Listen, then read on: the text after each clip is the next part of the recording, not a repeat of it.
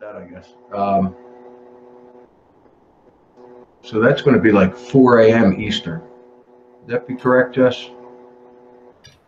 Yeah, 4 a.m. Eastern. Yeah, you're right up there with coast to coast crowd. You're going with the like that. I like you've got like your VIP lounge set up and everything. All your Mandela effects around you. I was just looking at the chat room. We got a good crowd. We got 17 people tuning in right now, man. Oh, really? Where do you see chat on this thing? Well, you don't. You don't. You've got to open another tab. Oh, okay. Go into your live streaming. I'm just learning too, right? No, just roll with it, man. I think this is a good first step, and anything from here is golden, right? Now Anthony, can I ask on behalf of the people who are watching, where are we right now? What is this? What are we looking at? Well, what's behind me? Well, we can talk about what's behind. Are we in the Silver Dollar Saloon right now? Oh no, we're actually in my room in the den.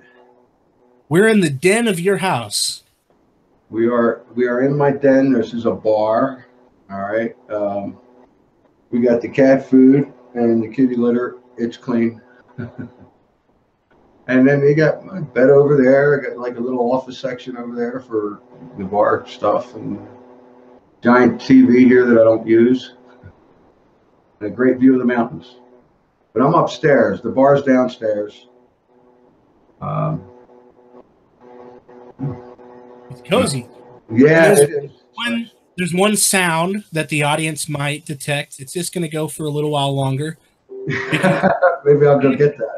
In the snowy mountains, and he's got his heater going just a little while longer, and he'll be running on that heat for the duration of the show.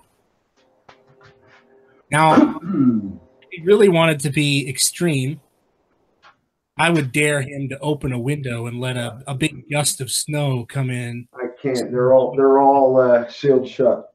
I had to put the plastic over them. Are you kidding me?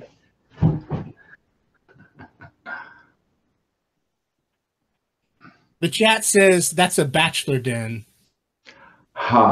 Yeah. Well, I'm in Leadville. There's no women here, so. All right. So I think I'm going to navigate you to the chat window so you know what's on people's mind. Do you have another tab open where you can get to your live streaming section of YouTube? Yes, there we go.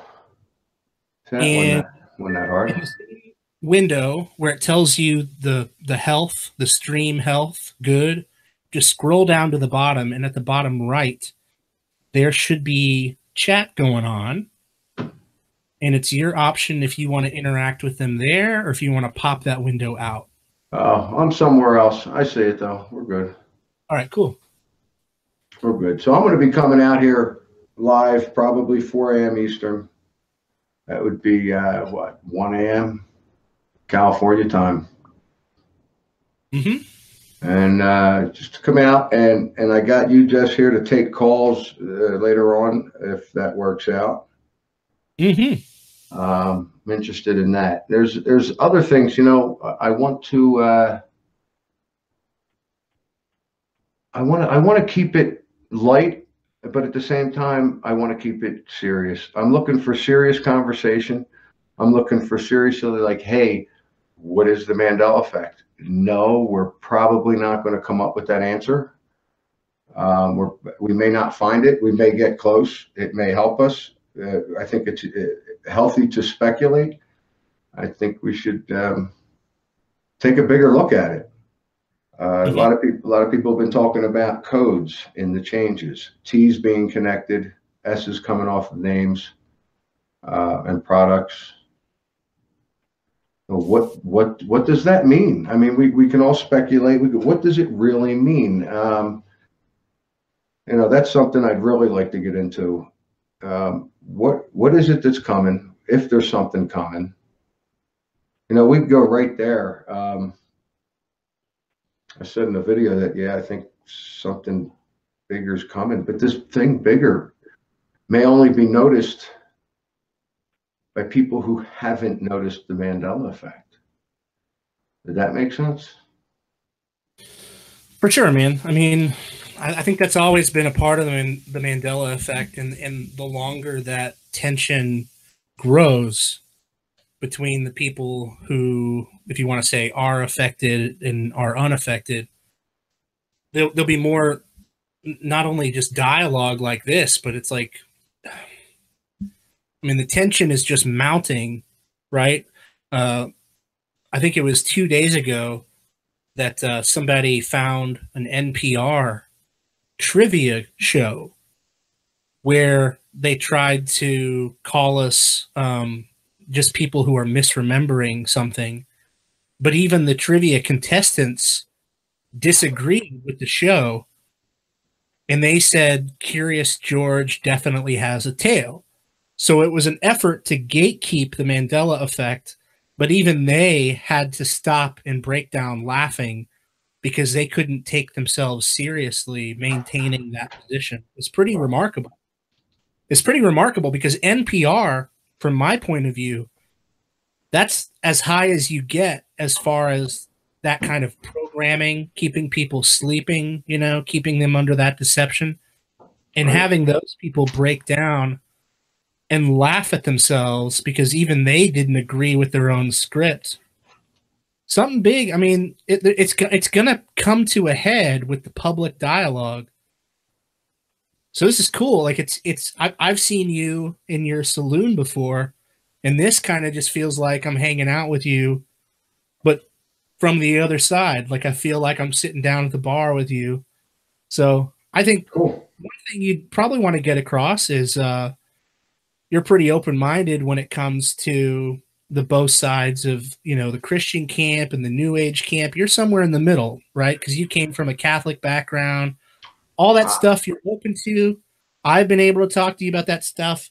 You're not really coming from that point of view.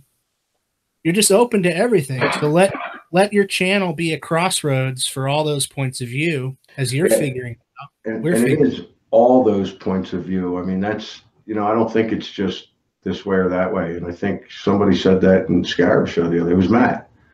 It's not just right or left. It's not just Republican, Democrat. So there's, you know, I think with the Mandela effect and people's ideas and what's going on, I accept all views. I have no problem with anybody's theories on what's happening and what it really is and what's going on. And I really think there's a point where, with my theory, nobody's going to be wrong. I mean, it's all a matter of what you're capable of handling, how you're going to understand a message, how's it going to come through. Does it have to come through like it did with me, with stars coming at me?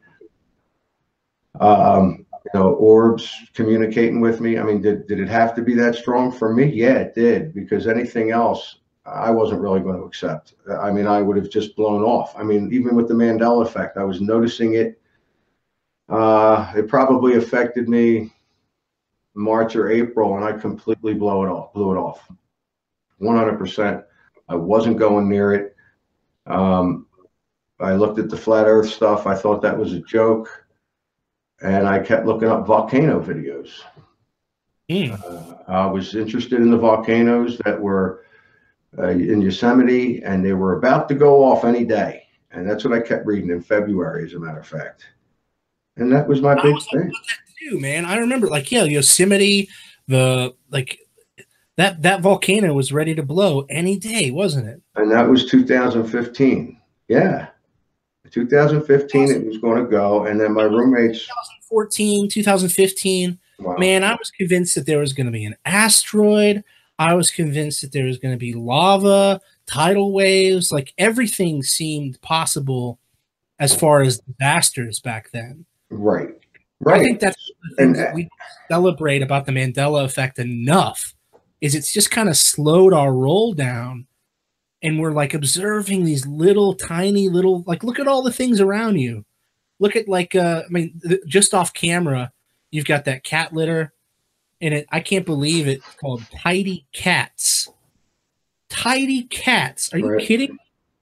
I never heard of that before. Mm-hmm. Yeah, tidy cat. We're talking about an Easter egg hunt, y'all.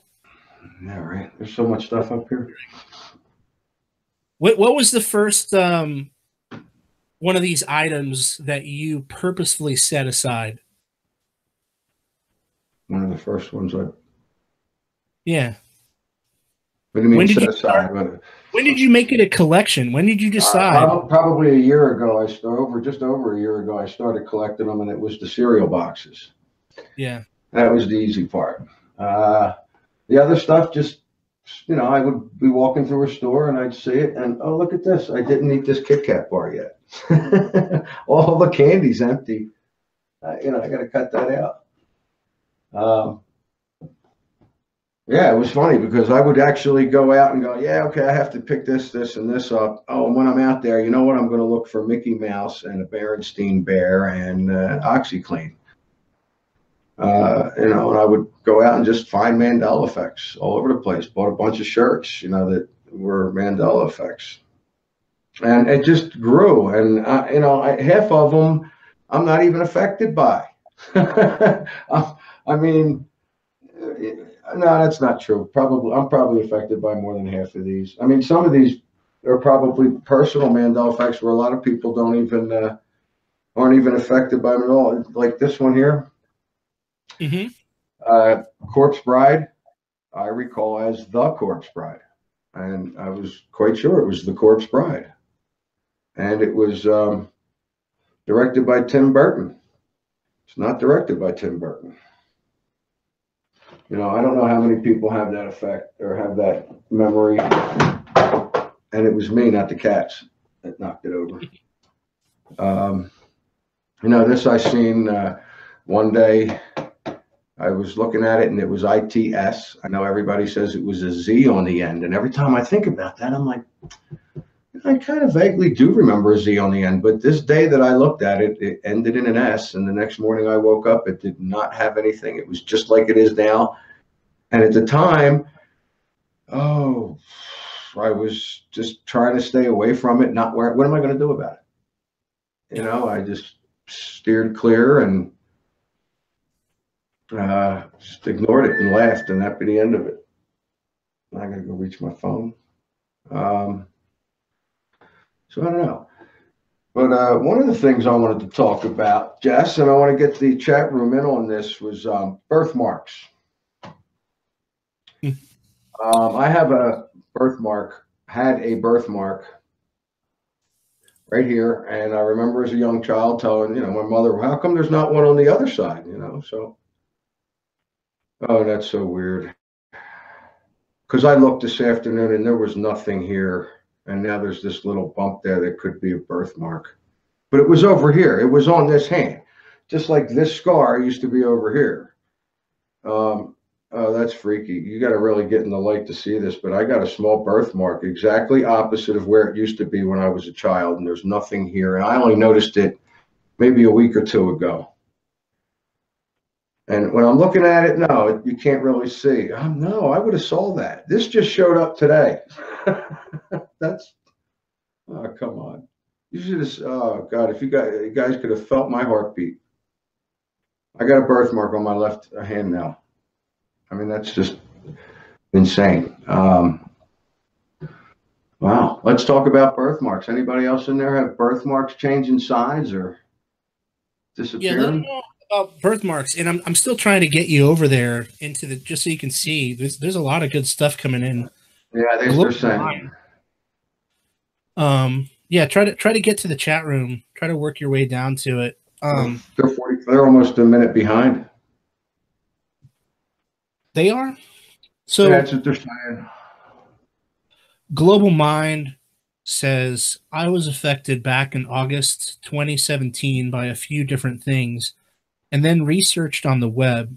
I feel if you are not affected, then go to the internet. You can be influenced to think you've been ME'd.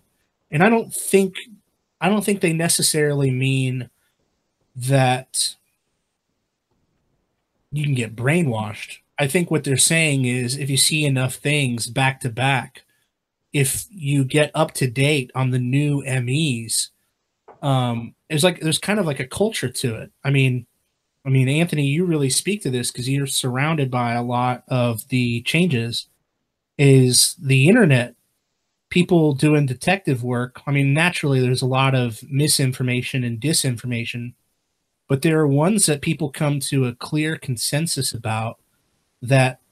When I connected with Dan, probably in about September or October of last year, he was telling me about all these ones I'd never heard about because I'm not really big on Mandela effect culture. I never planted myself in the culture of it or like hung around in the forums and everything, but I couldn't deny a lot of them.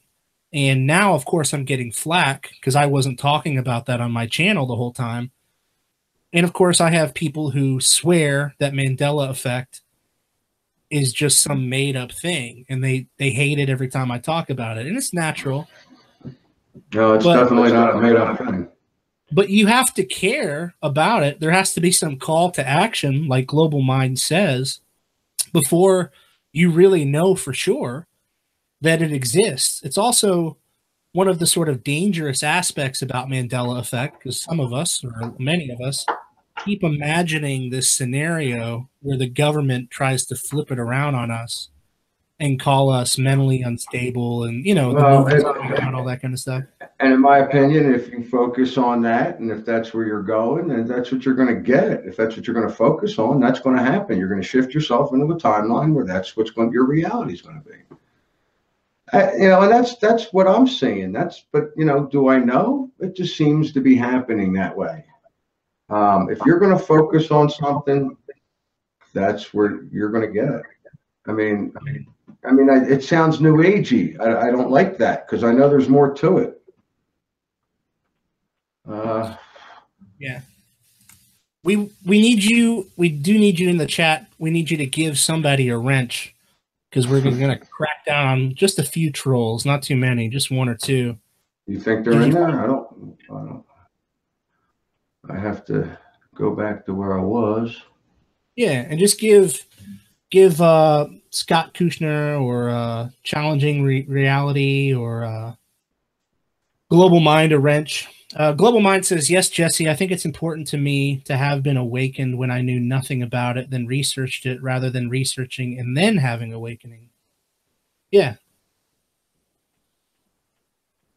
All right, let's see. And this is Susso's first live stream.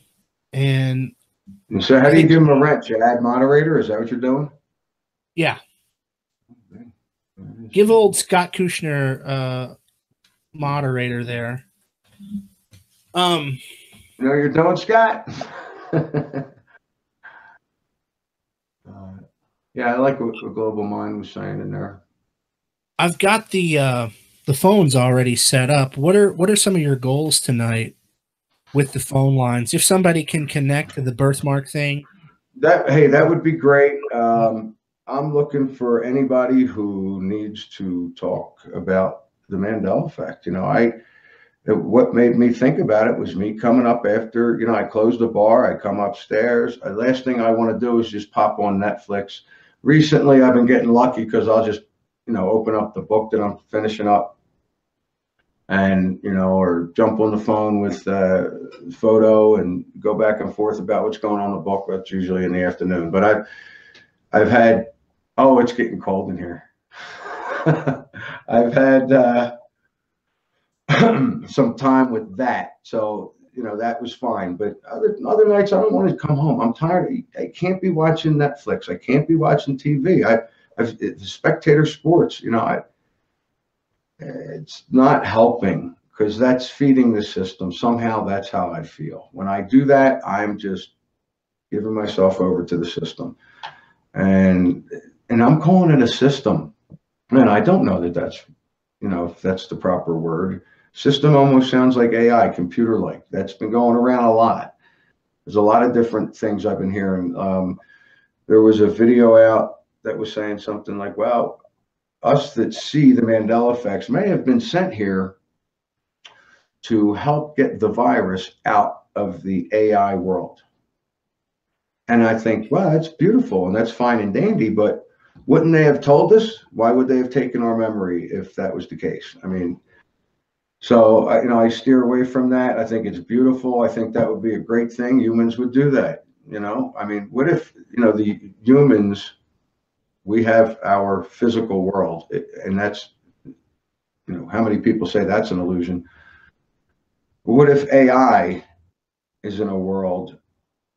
What if we're in AI's world and this is real to them? It's not real to us because we're seeing what's going on. This isn't tangible. This isn't linear. And we see these things, but for them, are they just watching us? What do they call them? I'll get it right first. I call them NPCs. I was calling them background people, and I think I got that from Dolores Cannon, and her name changed for me. Her last name is differently spelled in the way I recall it, but I don't want to chase Mandela effects anymore. I'm tired of chasing Mandela effects, and just me noticing a change is just telling me, all right, you know what, things are going to be different. I shifted. This is a little bit different. It's not going to be a lot different. I think that we had major changes. September 2015 was a major shift. Then in May of 2016, that's when the JFK thing came out, I believe. Well, here's a good subject that connects with what somebody was asking me in the chat. They wanted just in general to know about your awakening, but just to connect to it first, you, Anthony, you're one of the closest people who's gotten closest to the woman who's credited with discovering the Mandela effect. Now, a lot of people do not trust this story. You went, investigated it yourself. I mean, as much as you could. You interacted with this person, Fiona Broom. Mm-hmm. Can you tell us a little bit about that experience? Because I think we a lot of us, we heard, or we went, like, I went looking on Reddit, and all you could find for the Mandela effect was like a list of like 15 different Mandela effects, and the fact that it was discovered at Dragon Con by Fiona Broom. And now I've never really gone and done the research to look into this woman. You told me a little bit about her last night. What's the story with Fiona Broom and what you found? Well, from what I understand, the site was put up, or the term was coined by Fiona in 2009. She put the site up 2009, 2010. And I didn't know anything about that. There were 9 threads from the time she opened up the site until September 2015, averaging about 300 comments per thread. That's, I think it was the last day in August, first day in September, I joined the site. And I was going through some incredible evil was leaving my body as I read this. I was reading through the threads, and it was just absolutely horrifying and exciting. And just at night, I would sit there and read. I wasn't working at the time, and I wasn't tethered to time. And I think that's very important. I slept when I wanted. I ate when I wanted. I did what I wanted. And I would just probably eat one meal every 24 hours and sleep 5 hours in 24 hours. And that was absolutely fine. I would come outside. It was during the day, it was foggy, hazy, gray. And at night, I would sit in a corner. I mean, I would see things shoot out of the corner of my eyes, and I'd be looking around, reading, and I could feel stuff coming over my shoulder to see what I was reading. And these are paranormal experiences. That's what I'm thinking. Yeah, I'd say that. I'd say, evil left me. I mean, it was leaving, and it would sit across the side. It would sit on the other side of the room, and I could feel it. And I wasn't afraid of it. Fear wasn't there. Yeah, I was tense, and I knew it was there, and it was exciting, but dreadful. Once every couple of days during that week and a half period where that went on every day, I would have to just crawl in bed. I'd grab a crystal. I have a football-sized crystal. I would grab this thing, hold on to it. I'd put another one on my forehead, and within 10, 15 minutes, I'd be fine. But during that time, I was in the bed shaking, like it didn't feel like a fever. I didn't feel sick. I don't know what it was. I would just shiver and shake and hold on to that quartz. And um, What's the idea? It's like a cleansing energy crystal, or where did you pick that up? I don't know. Well, Abraham Hicks. That much I remember. Okay. It was, I don't know what, it was like everything started to hit me. If I needed an answer to something, I would get the answer. It just came in.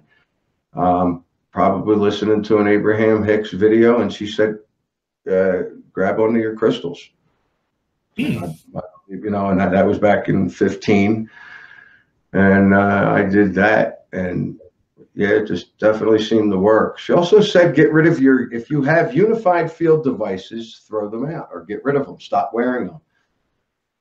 I don't have mine on now. That's something I've had, and periodically over the past 3 years. I mean, I didn't wear this thing for 15 years, and now I'm wearing it. I don't know if I feel something coming on, I put it on. I don't know if I should, when I should. I don't really think that matters. I'm not going to be tethered to a talisman like that. Yeah, well, it's good that I mean, you feel that way, or that you see that now. Somebody in the chat was connecting with you, and they said Picard crystal. Yeah. Yeah, well, there is a connection there. Wasn't it? Yeah, 12. I think I got 12,000 hits on that one. But there were other messages in that video too that I really hope people, actually listen to, because you could see if the progression of that at the end. I'm showing videos where you put in Picard's crystal, and you got all these pictures of crystals. In the beginning of the video, I was doing it when I first found out about it. I was getting nothing, and I was videotaping that I was doing that, which I found very interesting. But what does that mean?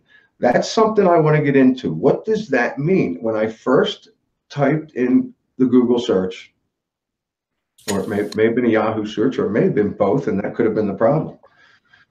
I got to go back and look at it now. I type in, it shouldn't matter. Either search should have not come up none when this thing is so big. There should have been a picture of him standing there with the crystal when I type in Captain Picard's crystal. And I get nothing.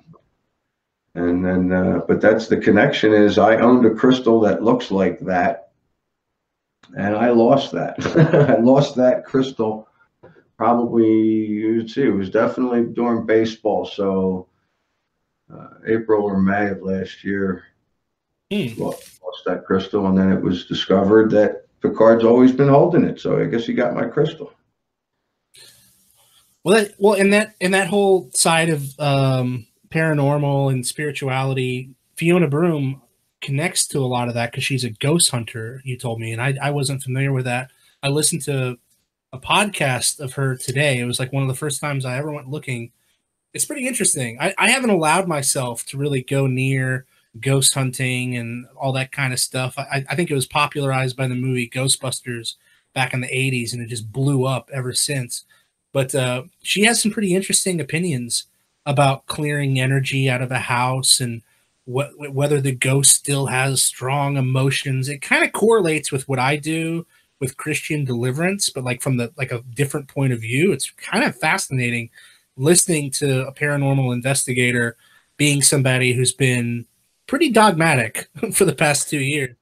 And it's been incredible. Yeah. Are you ready for a phone call? Sure, you can. Yeah. Put it out there.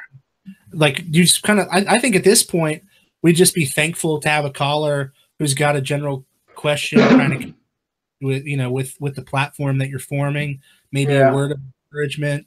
If somebody does have a birthmark thing, that'd be great. I did see somebody in the chat who said they had a birthmark, but I'll put that number out there. I was gonna, stick that out there. See if somebody calls in the meantime. When I was on the site with, talking with these other people who became my friends. We're talking late 15, September 15, when the first 3 days I just read, first 2 or 3 days I just read, and then I decided I needed to start commenting. So I joined the site, got on, and I comment throughout the whole thing as under Anthony. And interestingly enough, I have been back to the site a few times, checking out those threads, and it's an amazing read. But a couple of times I've come across some of my posts, and I'm like, I didn't write that. I didn't say that. That wasn't what I did.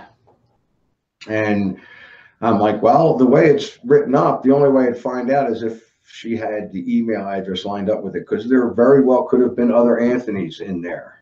I don't know if there is. If somebody did it, they only did it 2 or 3 times, because there were a couple posts under my name that I'm like, the one time I was like, wow, I thought about every one of those points and I wanted to write about it, but I changed my mind. I didn't write about it.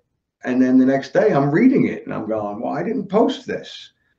And I'm thinking, well, what are the chances that I posted it in a timeline and then shifted out of it, or the other way around? I shifted into a timeline where I already posted the thing. I mean, why not? I wasn't, I don't think I was thinking in that direction back then. I thought it very strange. I thought, well, somebody else just posted and they're trying to make it seem like it's me. That's what I thought. But there was a time where Fiona came on and posted that, Anthony, you have the most posts on this site.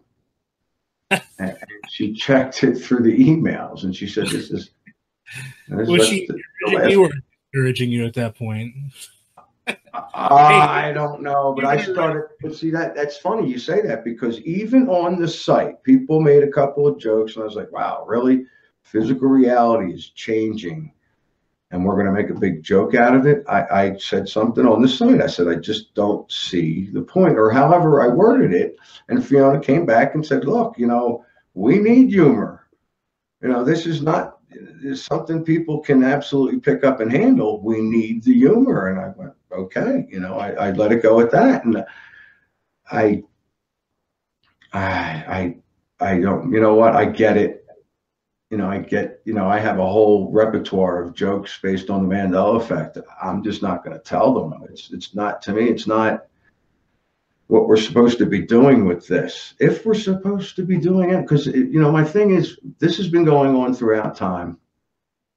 I think it's been going on forever. The only reason we even know about it now is because of technology. I think so too. And I think to that effect, yeah. Because in the 70s, if I would have noticed in 79, perfect example, I'm driving by McDonald's and I thought, oh, they changed the sign. It looks more modern. All they did was, they didn't do anything. That's the way it was in this timeline. It was the A wasn't in it. But I mean, I was 14, 15. That, to me, they just made the sign look more modern. That's the whole impression. I remember that. All right. We got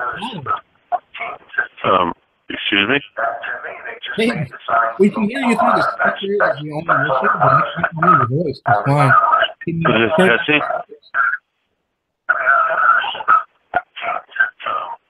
Who is this? Caller, can you hear me? You're talking to Jesse. Yeah, I can hear you. Lower your computer. We're getting the feedback from the actual program. Speakers, that's all. I didn't realize I was live. Yeah, you're live. Is that okay? Do we have your permission? Yeah. No, that's fine. I just didn't realize it. I just followed the numbers. Awesome. We're glad you did. What you guys are talking about is absolutely amazing. So, I hope I squash the problem.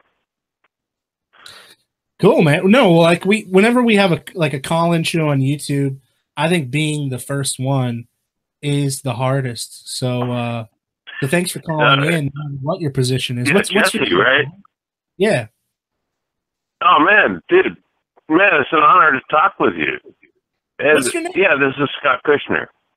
Oh, Scott. What's up, Scott? Do I have No, emails? it's a total honor to talk with you because I didn't even realize. I just dialed the number that you put up on the screen, and then Glad you did. look at Susso. He's just laughing his ass off over there. That's funny. Oh, you're taking the pressure off of Susso. Here, I'm gonna look. Here, I'm right here. Can you guys see me? Yeah, take the pressure off, Scott. I'm right here, man. No, So the first call is the hardest, and what you find is once the first person goes, make it easier on the second call. So, oh my God, Jesse! What do you think of the show so far? What do you think of Susso's show? All right, so yeah, no, totally, man. I just wanted to just touch base and say, hey, you know, you guys are doing a great thing here, and I'm loving all of this, and we're bouncing around.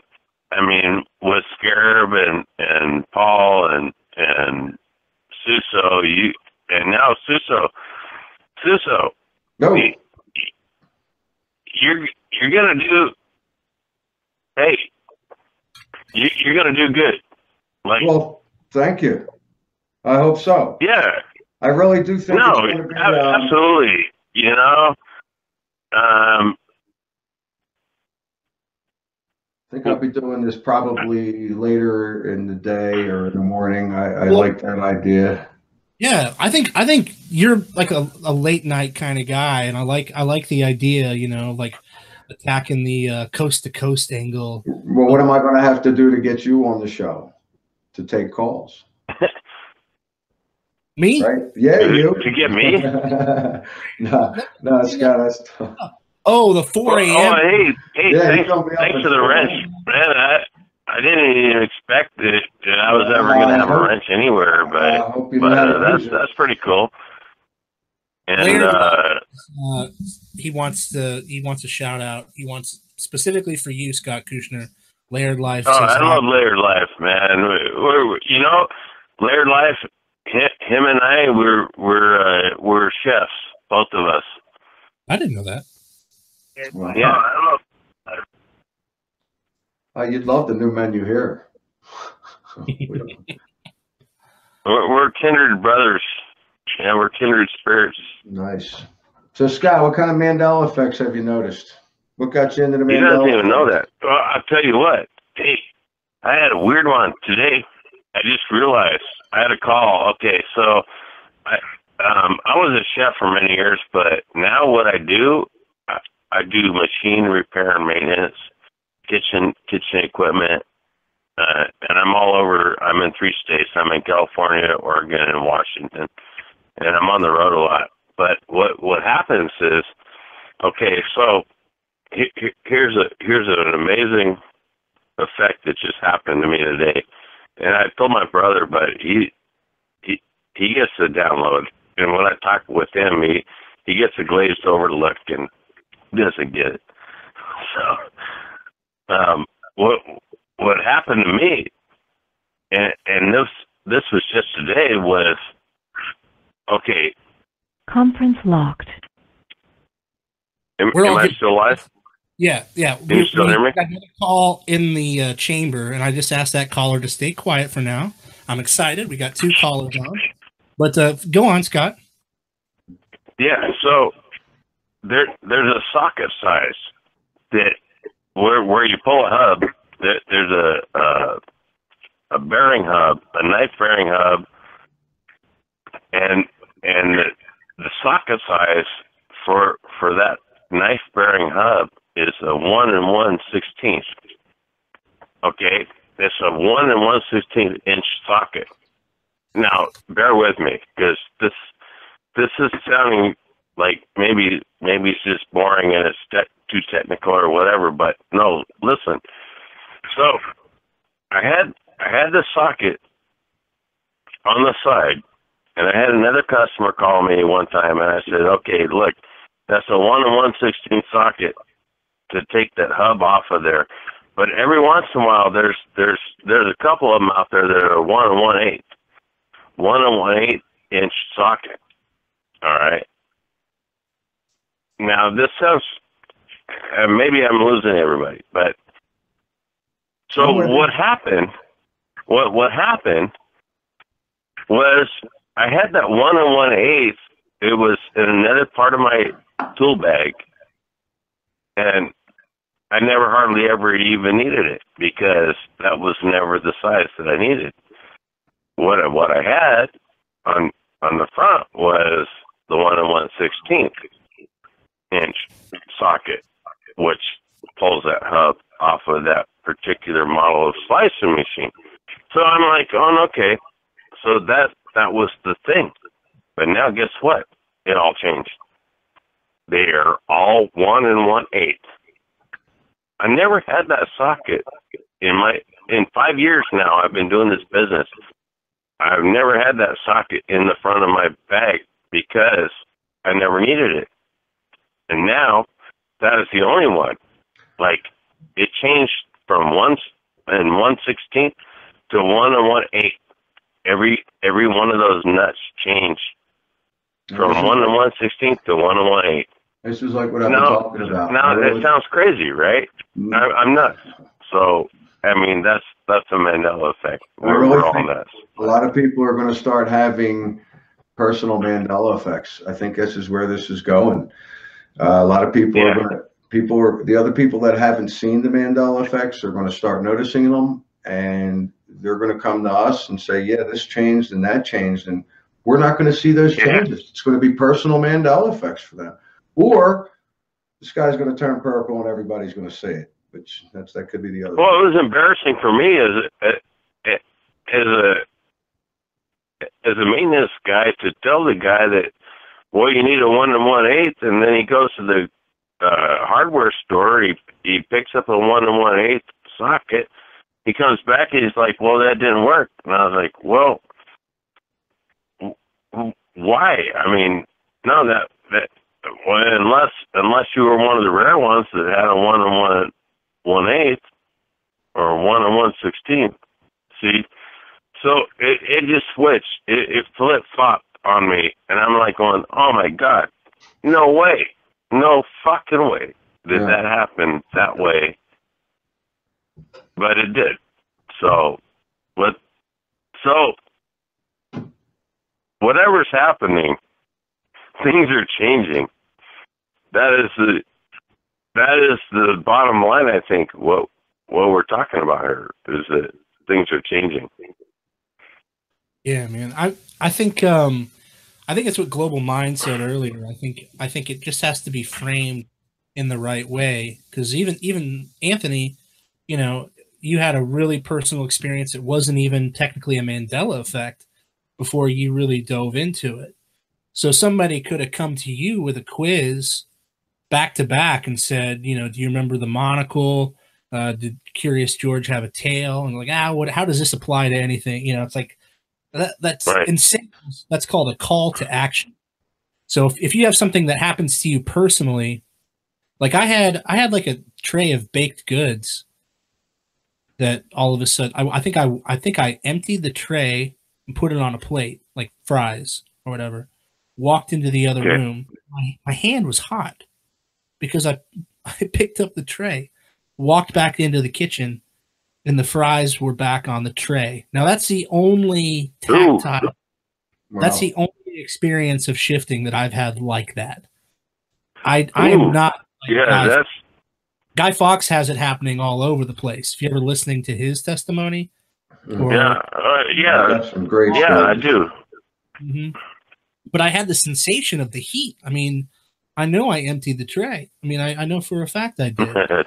I just shrugged it off, and I was like, all right. You know, in my worldview, I was like, I see what you're doing, Satan. I mean, that was it. You know, it's all about overcoming it. But to the people who haven't even approached it and they don't even have a worldview for it, I think you're right. And I think even the gatekeepers, like this movie that's coming, or the people on NPR the other day, that's the real beauty of this thing, is it defies every single person's imagination.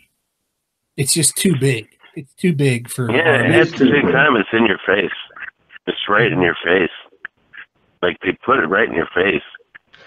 It is big, and I don't know that anybody's see. That's the thing. You know, we can go there. Is somebody putting it in somebody's face, or are we just naturally doing this? Or like the September May thing. I think there's forced shifts. You know, I think the full moon has something to do with it.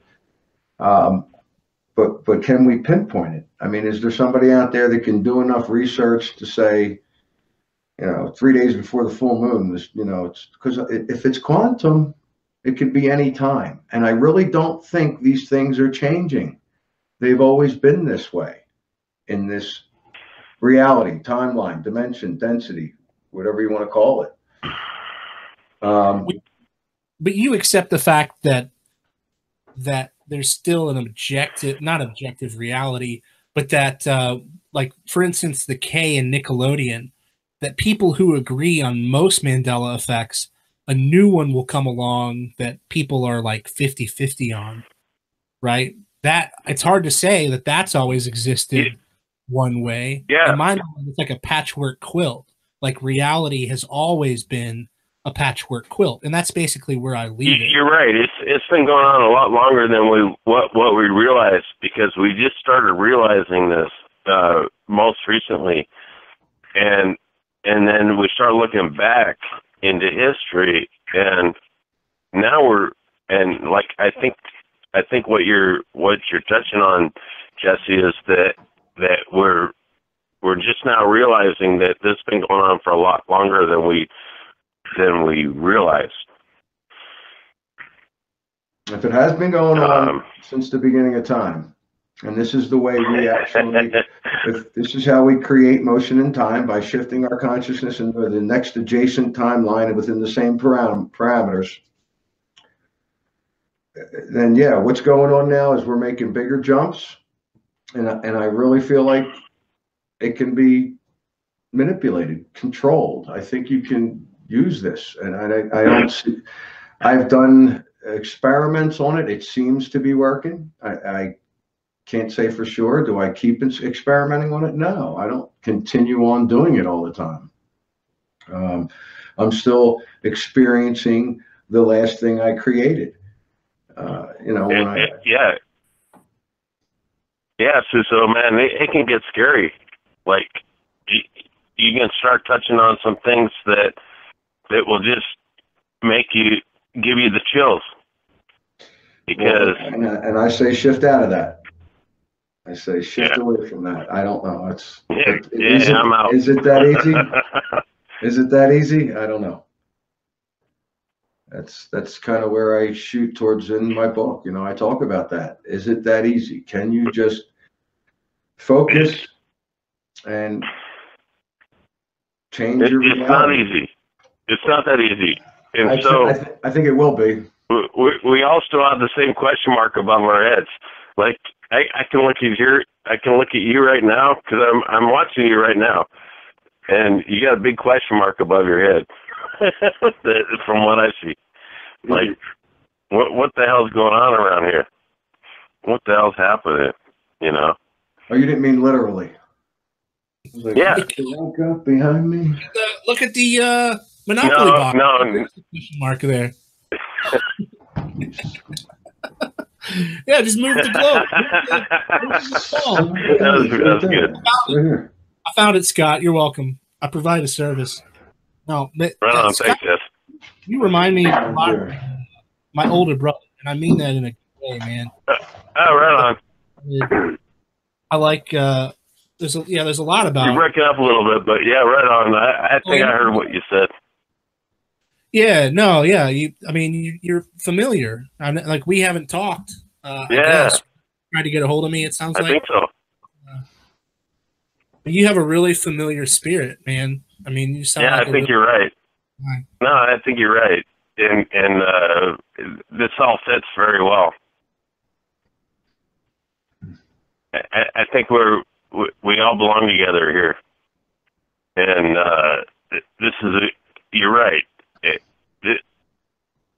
The spirit of it is it feels right for me too. Well, Well, I don't know, Scott. Thanks a lot for calling. Jess, you said you got somebody else on hold waiting. Yeah, I've Can got you move that along, or? another call. All right. Scott. Hey, let me get off. Yeah, go take Hey, care of that thanks, chat guys. room. Hey, thanks, guys, for having me. And I definitely want to come back and hey, Susso, thanks for the wrench. Yeah, take care of that room. I will do my best to guard. Yeah, we get it. Yeah. He's So I think we're coming up I with thought like I was man. going to be nervous. the order of the wrench, the rising wrench brigade. Yeah, man. All right. Cool. Well, thanks for Love you guys. Thanks for a show, man. All right, and let's see. I've got a caller. I agree. It's not about belief. I have an idea. Charles. Hello? Go ahead. I'm here. Caller, Hello? are you there? Yeah, I'm here. Is this John? Hey, man, can I order a large cheese pizza? No, wait a minute. Cheese pizza. What? Hold on. Is he talking to A us? large, Is he at the large cheese pizza and a root beer from that bald-headed guy that's wearing a Chevrolet shirt with a missing E on it. Come on and put your feet up on the bar, John. Come on, John. Where are you I calling just wanted from? to, hey, look, I'm not going to keep your phones tied up. I just wanted to call in and say congratulations to Susso there. Looking good in your little setup. I love the microphone deal, bro. Yeah, it's a secret going on with this. What can I do now? I love y'all. I just wanted to say congratulations on your show, bro. And been sitting back listening, and I look forward to more of them. Jesse, good to hear you, buddy. I love y'all. We'll see you later, okay? I just called in. Don't off like that. Tell me. Do what? Well, let me tell everybody now that you're designing the cover of my book, right? Well, that's true. Yeah. So yeah, you're designing the cover of my book, and I think they should know that. I don't think anybody's ever. We talked about that on any of the shows. So how's that going? Coming along, bro. Coming along. I'm excited. I'm excited for you to pick the final cover so we can do the backside. Yeah. It's funny how much work really goes into this, not just the writing. Now that I'm dealing with the publisher and everything else, so Definitely. Yeah, do appreciate that. Man, get away. You can look at your chat room because you got a lot of people saying stuff to you. And everybody, I love you. Do good, man. You're doing great. You look good there on that show. Jesse, you look good when you pop it on too, man. That beard looks sharp on you, bro. Isn't it great how Susso decided to go from like 0 to 60? He's got the microphone, the camera, the set. I love it. Looks good. Oh, man, he's a professional. He's all pro'd out, man. And it's so funny. The last thing I wanted to do is be all produced. All I did was go out and buy a little, what Dan call it? Chinese microphone with the boom stand. That's what Dan and I called it. Dan and I called it a Chinese microphone, but you can call it by its brand name. I put some money into the camera, and this other stuff. I mean, I'm running around saying don't chase Mandela effects, but I'm collecting them. I mean, it's You're covered in them. I know. I'm teaching myself a lesson here because as serious a thing as this is, there does have to be humor. There has to be. You got to throw it in there now and then because if you didn't laugh, you'd cry probably, right? Well, at this point, it is what it is, and I go about in my life, and no matter what happens, if I don't like something, I change it, and it's like it's not a formula. It started out as a formula. But now it's not a formula anymore. Now it's just like, you know what? I don't want that. I want this. I desire that. I don't desire this. And I don't know. What do you want to say? What do you want me to tell you? I just shift into a timeline where that's the way it's going to be. If you find that you can do the changes, bro, do one thing for me. Try and put the monocle back on the Monopoly guy, will you? Hey, who did we find out the other day had the monocle and we didn't think it had a monocle? Was that somebody? Anybody in this conversation talking about that? There was, know. there's, Was there, it? I know the pizza guy's got one. no, The there's, only ones that I know about are Monopoly and Pringles. Pringles, the Peanut Man from Planters. Planters, yeah, yeah. And that one. But there was somebody that did not always have a monocle. It was probably on Scarab's show. That's The chat says the Count Von Count. right. Oh, look. Oh. There you go. Yep, he had the monocle, and everybody's like, and he didn't have a monocle. All right, well, listen, guys, I'm not going to tie your lines up. I love you. I just wanted to wish you congratulations, man. You look sharp there setting up. Thanks, John. All right, love you all. Love you. All right, bye-bye. And shout out to Scare Performance, man. You guys were doing most of the troubleshooting before I got here. You guys were doing all the audio settings and setting up. That's a brand new laptop.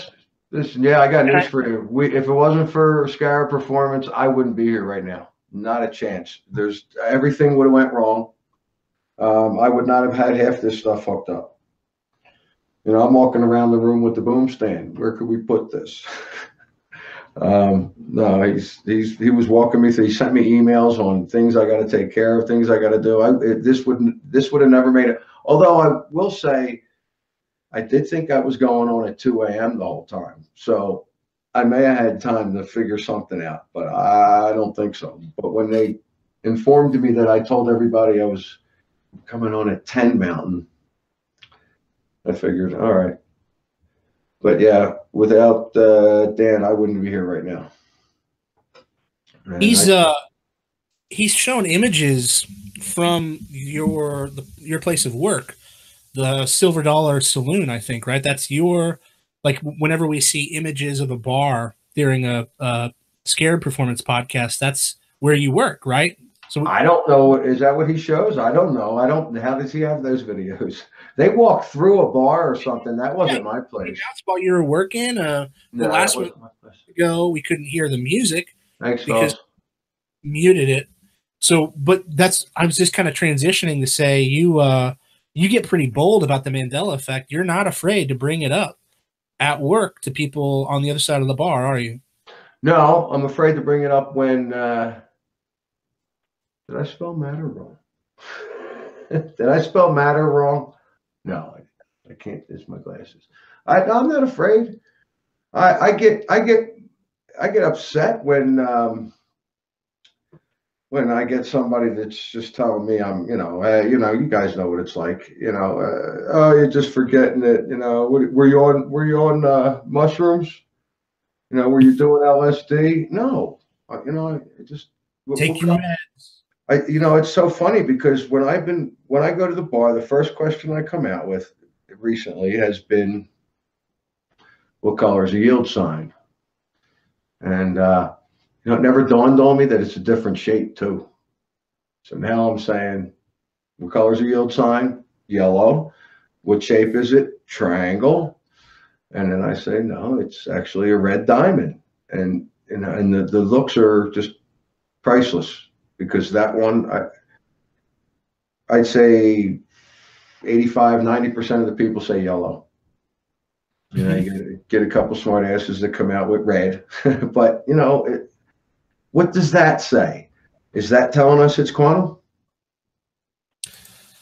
I didn't know about that one. I was Googling that while you're talking. I found versions of each. But you know what it made me think of the most?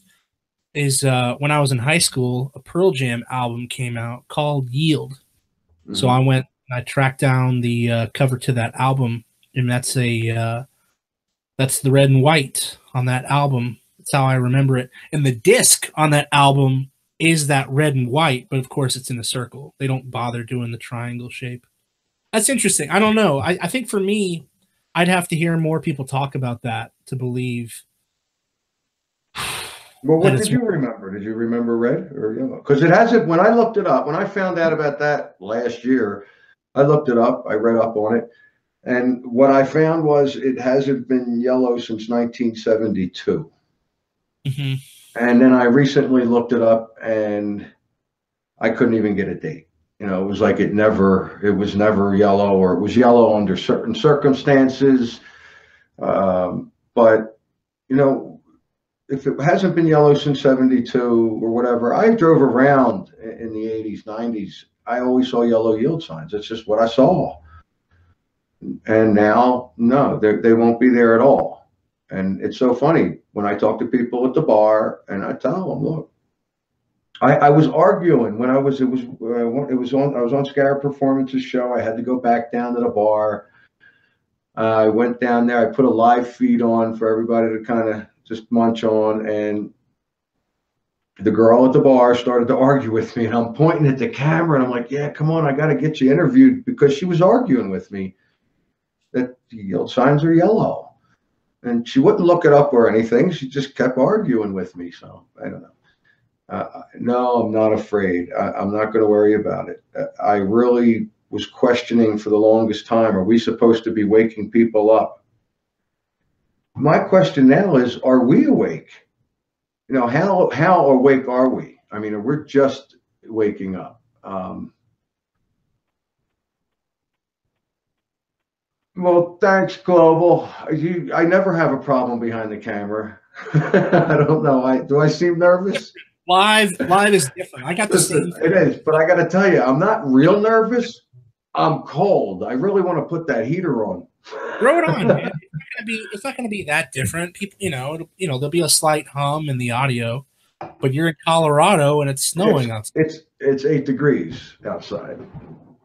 It was -3 hours ago. Yeah. Hey, Global. That's Anthony was just responding to that. I think he appreciates what you said, man. That's nice of you. And I'm gonna unlock the calls one more time. Conference unlocked. And we'll probably get 2 calls. Oh, that thing's starting up. Okay. I think it's going to slow down here, though.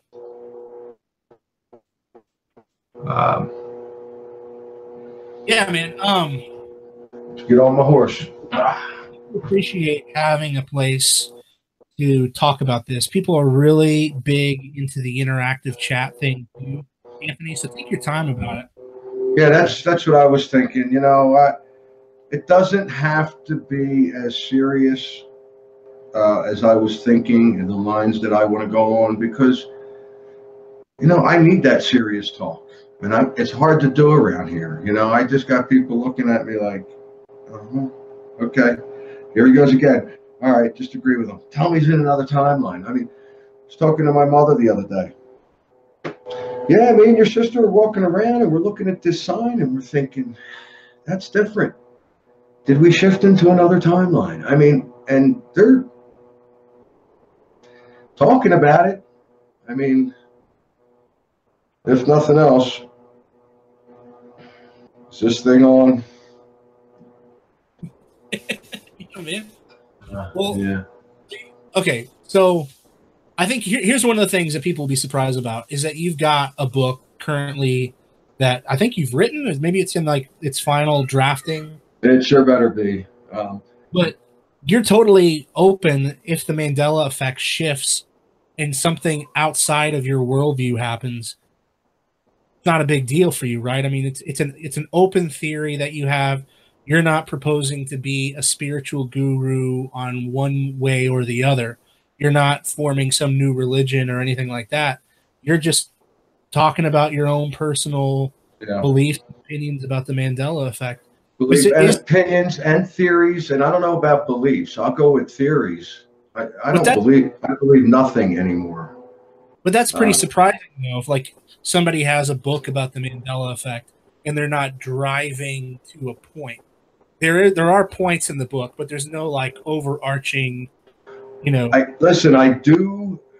My top theory is that we are multidimensional beings experiencing multiple dimensions, and I expand on that. And that's my top theory. That by no means is what's going on. I have no idea what's going on. That doesn't mean that that's what's happening. I could be wrong. That's what I resonate with. That's what I tend to see when I notice changes and things happening and moods, people's attitudes. People have been changing, but not people real close to me, I guess. Yeah. Yeah, Have you had an experience where somebody really close to you shifted? You know, Guy Fawkes is another. Again, he's a good example. He's had personal examples where his loved ones or his friends are shifting right in front of him. Have you had anything like that? not. I've seen people's when I'm questioning people. I've seen people's minds change. I've seen the glaze over look eyes, like Scott was talking. And I've seen it in that respect. But as far as attitudes, yeah. But see, they may have had reasons for why they changed the way they did, and that was there too. It wasn't like I haven't seen anything that drastic. I don't know. Well, it's freaky when their eyes like when their eyes glaze over. I've had people like their eyes bulge out and their face goes flush red, or like, their face goes red and their eyes bulge out, and it's like you can call it the AI, you can call it NPC. I think it's demonic, and I don't think it's the whole show has to shut down based on that definition. But it's like I think the spiritual realm was the original AI, like in the same way that we've been programmed through the 80s and 90s with aliens. I think they did that with computer codes and movies like The Matrix. I think those movies are there for a reason. Sure. And one of the first ones, I was telling you this on the phone the other day, 1992, that movie, Sneakers with Robert Redford. Right. And I think planting the seed back then for this stuff, because that movie predicts cryptocurrency. It predicts how all the world's governments would be fighting for this box that could transcode all the encryption and everything. The FBI, the NSA want it.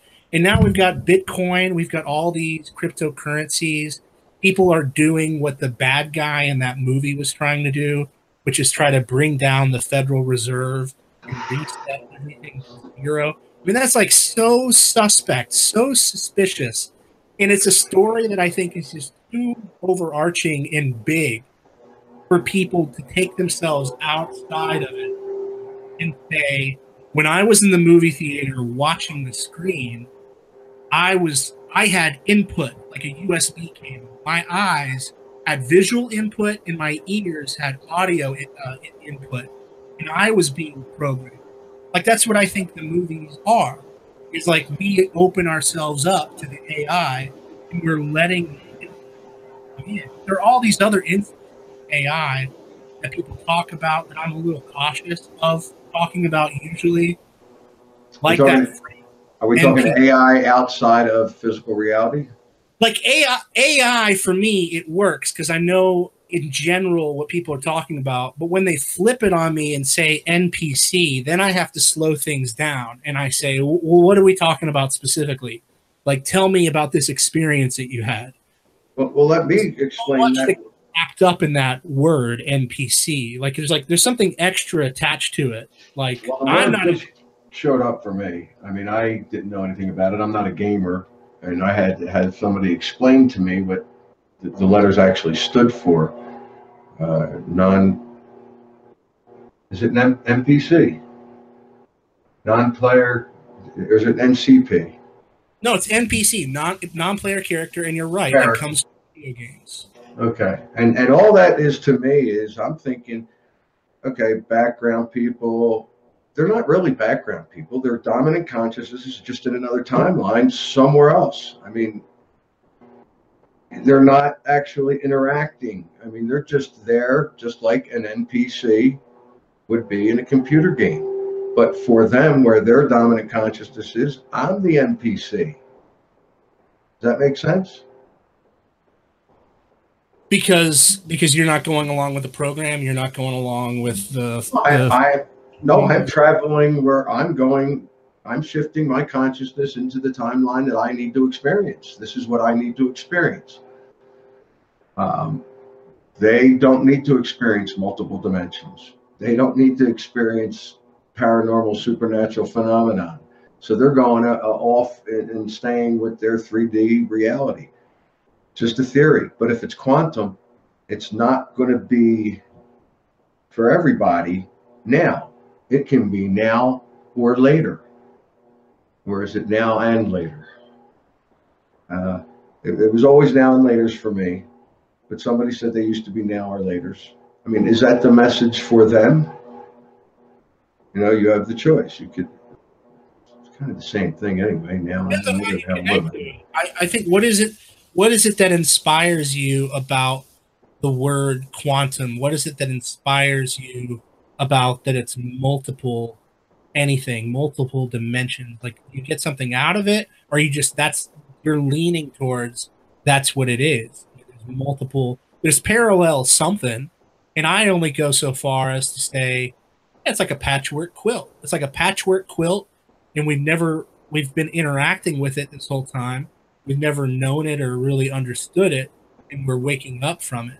Now you can take it and be inspired to go as just whole hog with that idea and say it's multiple this, multiple souls, or multiple timelines, multiple. I think it's all about, you know what's sad about that? It gets symmetrical. It doesn't matter. It doesn't matter. I'm saying the word wrong. It doesn't matter. It's semantics. Semantics. It gets semantical. I thought you were about to tell me you like the sacred geometry. And I was like, okay, all right, sacred geometry. Here we go. Let's hear about it. Haven't gotten into it. Yes. 1 1 1 2 2 2 3 3 3 4 4 4 and 5 5 5 all the time. Oh, okay, you are reading the chat. Okay, cool. Occasionally, I'm popping in there. If they actually highlight my name, I can see it. I can glance over. Well, the lines are open. Let me put the number in the chat one more time. Do that. I'll go back to the Fiona site. I actually, if you really want a good read on what happened back in 15. That site had 16 threads in 4 months. September to January, it turned in 15 threads. I'm sorry. From January. Conference locked. Sorry, from September to January. And I think she closed the site down shortly after that. Not closed it down, but stopped allowing comments. And I believe she said something that she was getting messages from anonymous people telling her that she was interfering, her site was interfering in some sort of, they were watching something and her site was interfering. I didn't get that whole thing. I guess she took it seriously. I want to hear more about that. If you can actually get the language for what Fiona Broom claims about why she shut down her site, I think people would love to hear that, because I'm quite sure it's on the site. I'll look it up. I'll find it, and we'll talk. Yeah. Maybe we'll talk about it. I'll check that out. Here's the Mandela effect was when I found it. Was people were talking about it on Facebook, so a lot of people were coming to it at the same time, and it was kind of like a vacuum chamber.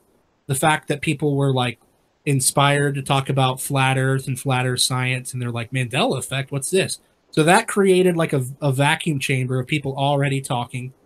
But when we went and looked to see what the Mandela effect was, we found like one article, like one of these BuzzFeed writers trying to gatekeep it. And then we found a Reddit article which mentioned Fiona Broom. But there wasn't any substantial anything. It just felt like an artificial story that had been injected into it. So I don't really know anybody who trusts the Fiona Broom backstory. Well, to me, she was always a real person. Give me 1 second.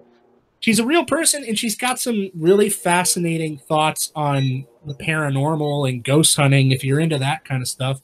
But when it comes to Mandela effect, it's so curious that she hasn't really capitalized on it, that she's not, That's not her thing. This was just a hobby for her. She was just doing that site as a hobby. It wasn't anything that she would come on and say, look, I got to spend time with my family. I have to, I have my other jobs that pay the bills that I have to take care of, so she couldn't always get on that site. I mean, did she have photos? Comparing the old ones to the new ones? Was it just a few threads? It was threads, but she told people, please don't just post something. put your proof up and put another thread that other people can go to see what you saw and your proof and so on. I started to do stuff like that. I did that with the wall. That's when the wall changed for me. I just popped in. I said, look, you guys can check it out if you want, but I keep hearing it's just another break in the wall. You're just another break in the wall. Right. And she went on and she came on and commented and she said, listen, I go to England all the time and they're clearly saying break. She confirmed that. And it switched back and forth for me a few times back then. And I would get so excited when I would hear break. Now I just hear it all the time. It's not even, if I'm not paying attention, they, what am I talking about? I'll hear brick. If I'm not paying attention, I'll hear brick. But I don't know what that's about either. Yeah. Are you ready? We got a phone call on the line. I got a pretty good. Can you see me when I'm talking on? I think my camera's connected, but I'm not sure. No, you can do that. I can't. We got a phone call. I think I know who it is. Is it who I think it is on the line with us? Yeah, it's Layered Life. Layered Life. How you doing, sir? Nice to meet you, Layered. Other than Can chat. you hear me? Oh, Hold on a second. I had to pause my, sorry. I'm behind, as always. All right, I'm here. And like, keep listening to the whole side. Too cool for the podcast. Layered Life, call in and just No. My teeth hit the play button. Listen, I use the phone and that's it. I don't have a computer. I do, I just don't use it. I originally was calling to say people were asking for the number, but I saw you put that in the chat. Oh, yeah, I got to get better about it. Yeah. Make a couple more mods. But yeah, so Susso, how's it going, brother? Good, Laird. Thanks for calling in. Absolutely. It's funny, man. I'm a young guy myself, like I said before, and I had to have NPC explained to me too. So don't worry about it. Jesse can tell you all that. I don't play video games. Well, to me, video games are don't. I think they're just as bad as watching the news. But I haven't talked to Jesse about that yet. So as far as you said, your experiences, like people changing, but not anybody necessarily close to you. And I'm going to make this quick, but and I know I always say that, but that's for real this time. You think maybe it's because you've changed so much that it makes you go back and look at everything else that you never looked at before, and that makes everybody else look like they've changed? So even though you think they haven't changed, they have changed because they haven't changed? Does that make sense? Yeah, I understand what you're saying. I suppose that's possible. I guess it's as good as answer as any other. You can't approach your family and stuff like that. Like, everybody in this chat, all the time, they'll talk about that. But approach the family about this stuff? Nobody does that? I did. But they expected of me. Yeah. Oh, I did too. I'm just saying it's difficult. It's something that, you hit a brick or a break in the wall or whatever you want to call it. You get it.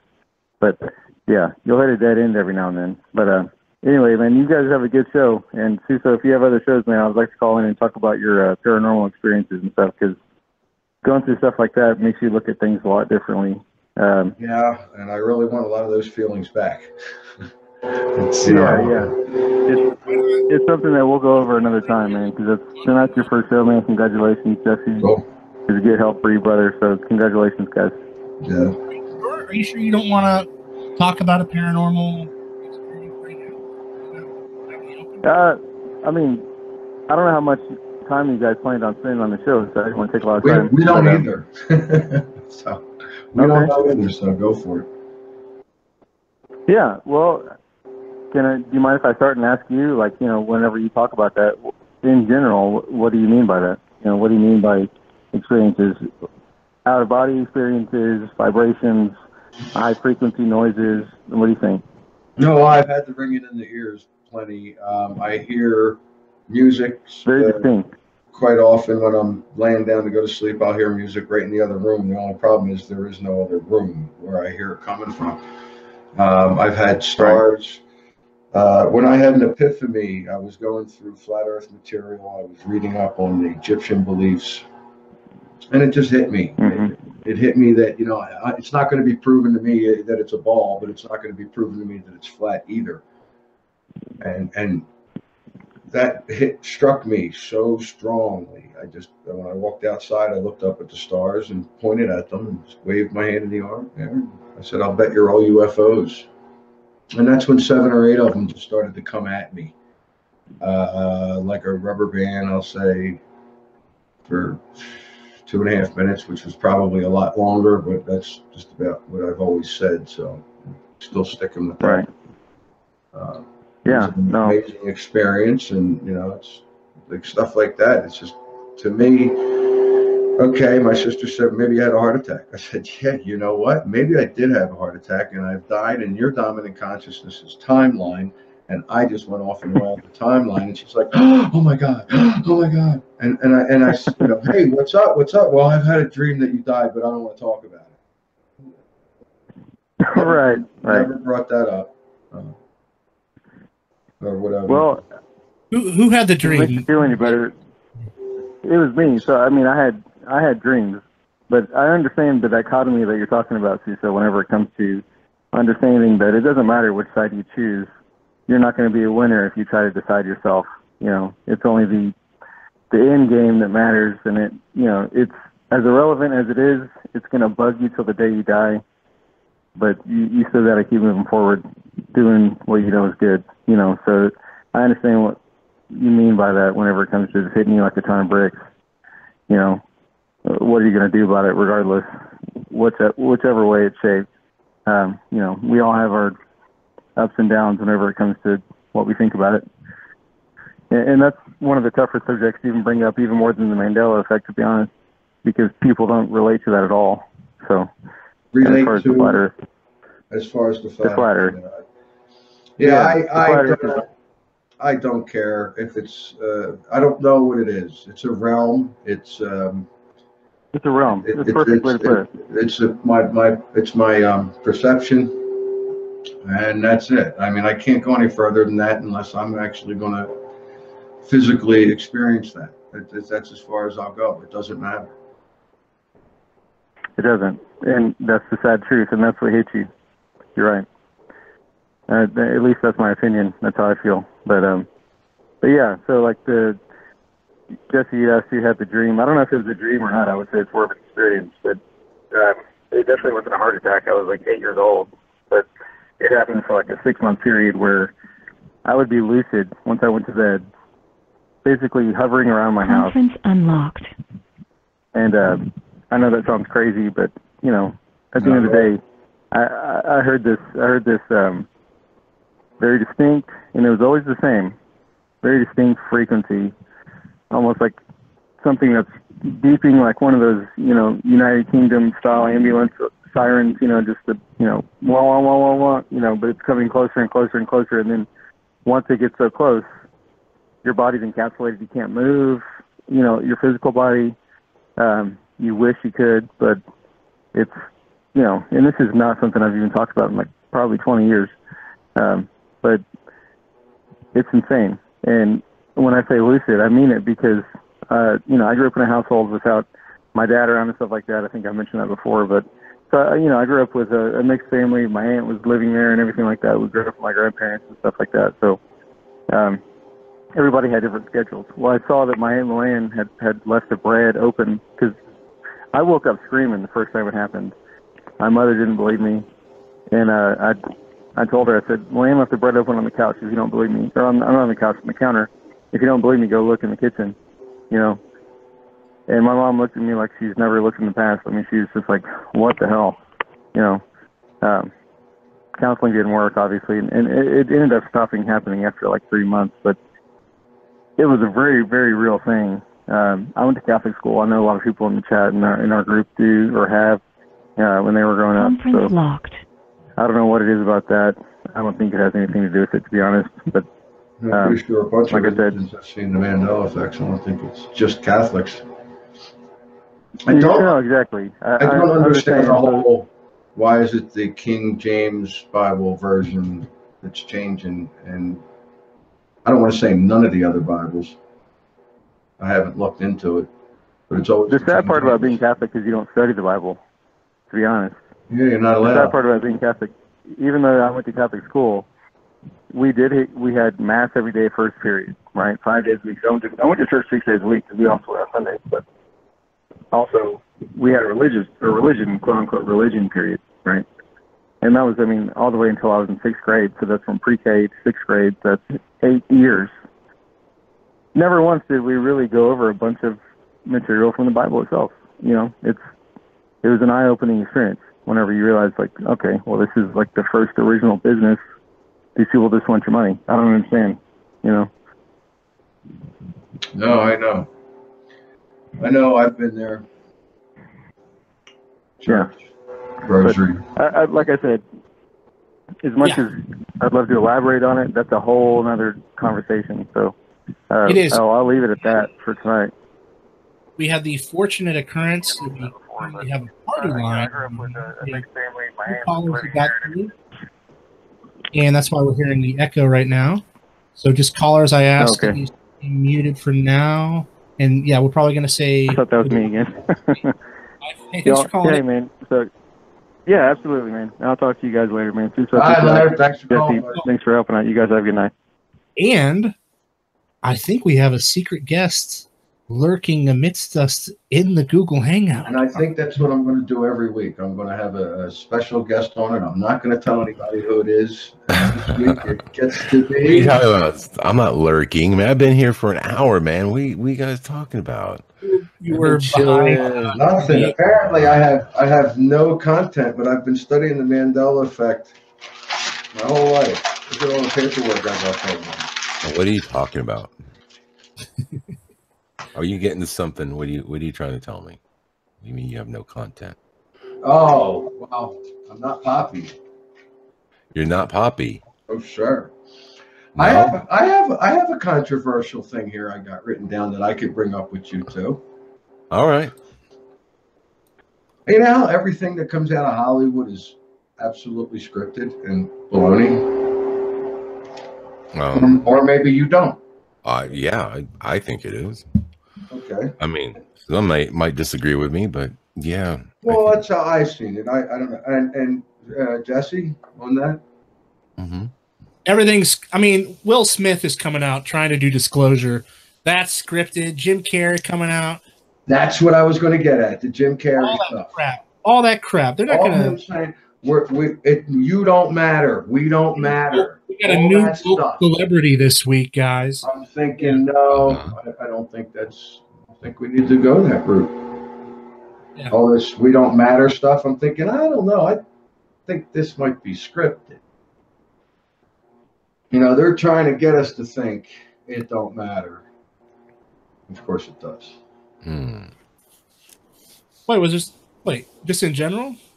Just in general, the last couple of months, Jim Carrey's been coming out with all this, you know, you don't matter. Like, matter, all that stuff. Yeah, no, it's just a bunch of tetrahedrons. Yes, just a bunch of tetrahedrons. It's a bunch of tetrahedrons. Don't worry about it. Right. That's what I think it is. That's scripted. Because for a long time, I kept thinking, wow, I would really love to talk to Jim, find out what's going on, you know, and I just been thinking about it, thinking, well, why did they make him do it? Well, everybody loves Jim Carrey. Who don't love Jim Carrey? I mean, everybody's going to want to go towards, you know, and listen to him. He's a funny guy, you know. You know, I don't know.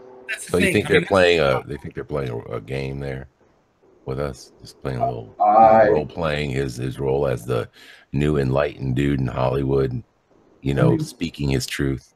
If you're in Hollywood, you're in the end, right? You're in. Is that right? I don't even know if it's coming from Hollywood or if it's just coming from people within the YouTube woke movement who are just dying for Jim Carrey to be the next guru. You know, it's like, to me, it's just such a joke.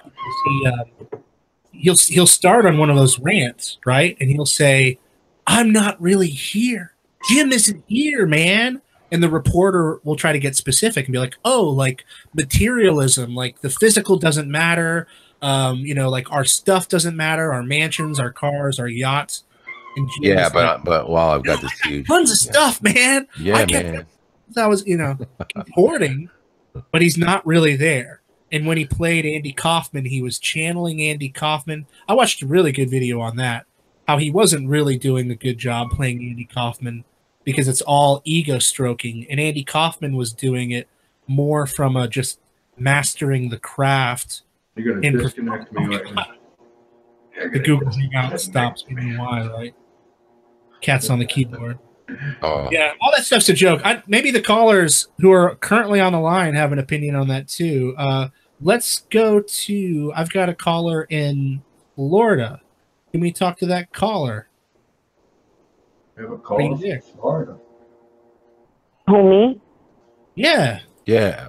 What's Hi, up? it's me, Lizette 102. Oh, hey, Lizette. What's going on, girl? Hey, how you doing? How you Susso. doing? Lizette, how you doing? How you doing, Susso? That's pretty good. Listen, you know what?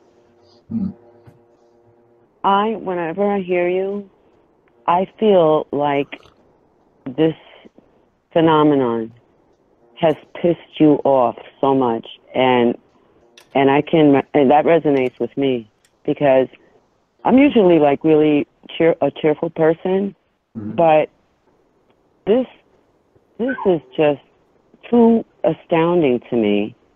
And the fact that other people cannot see or don't believe or mock us, it pisses me off like you just don't understand. But I guess you understand because that's what I get from you. When I hear you speaking, I understand. what you say, I'm feeling.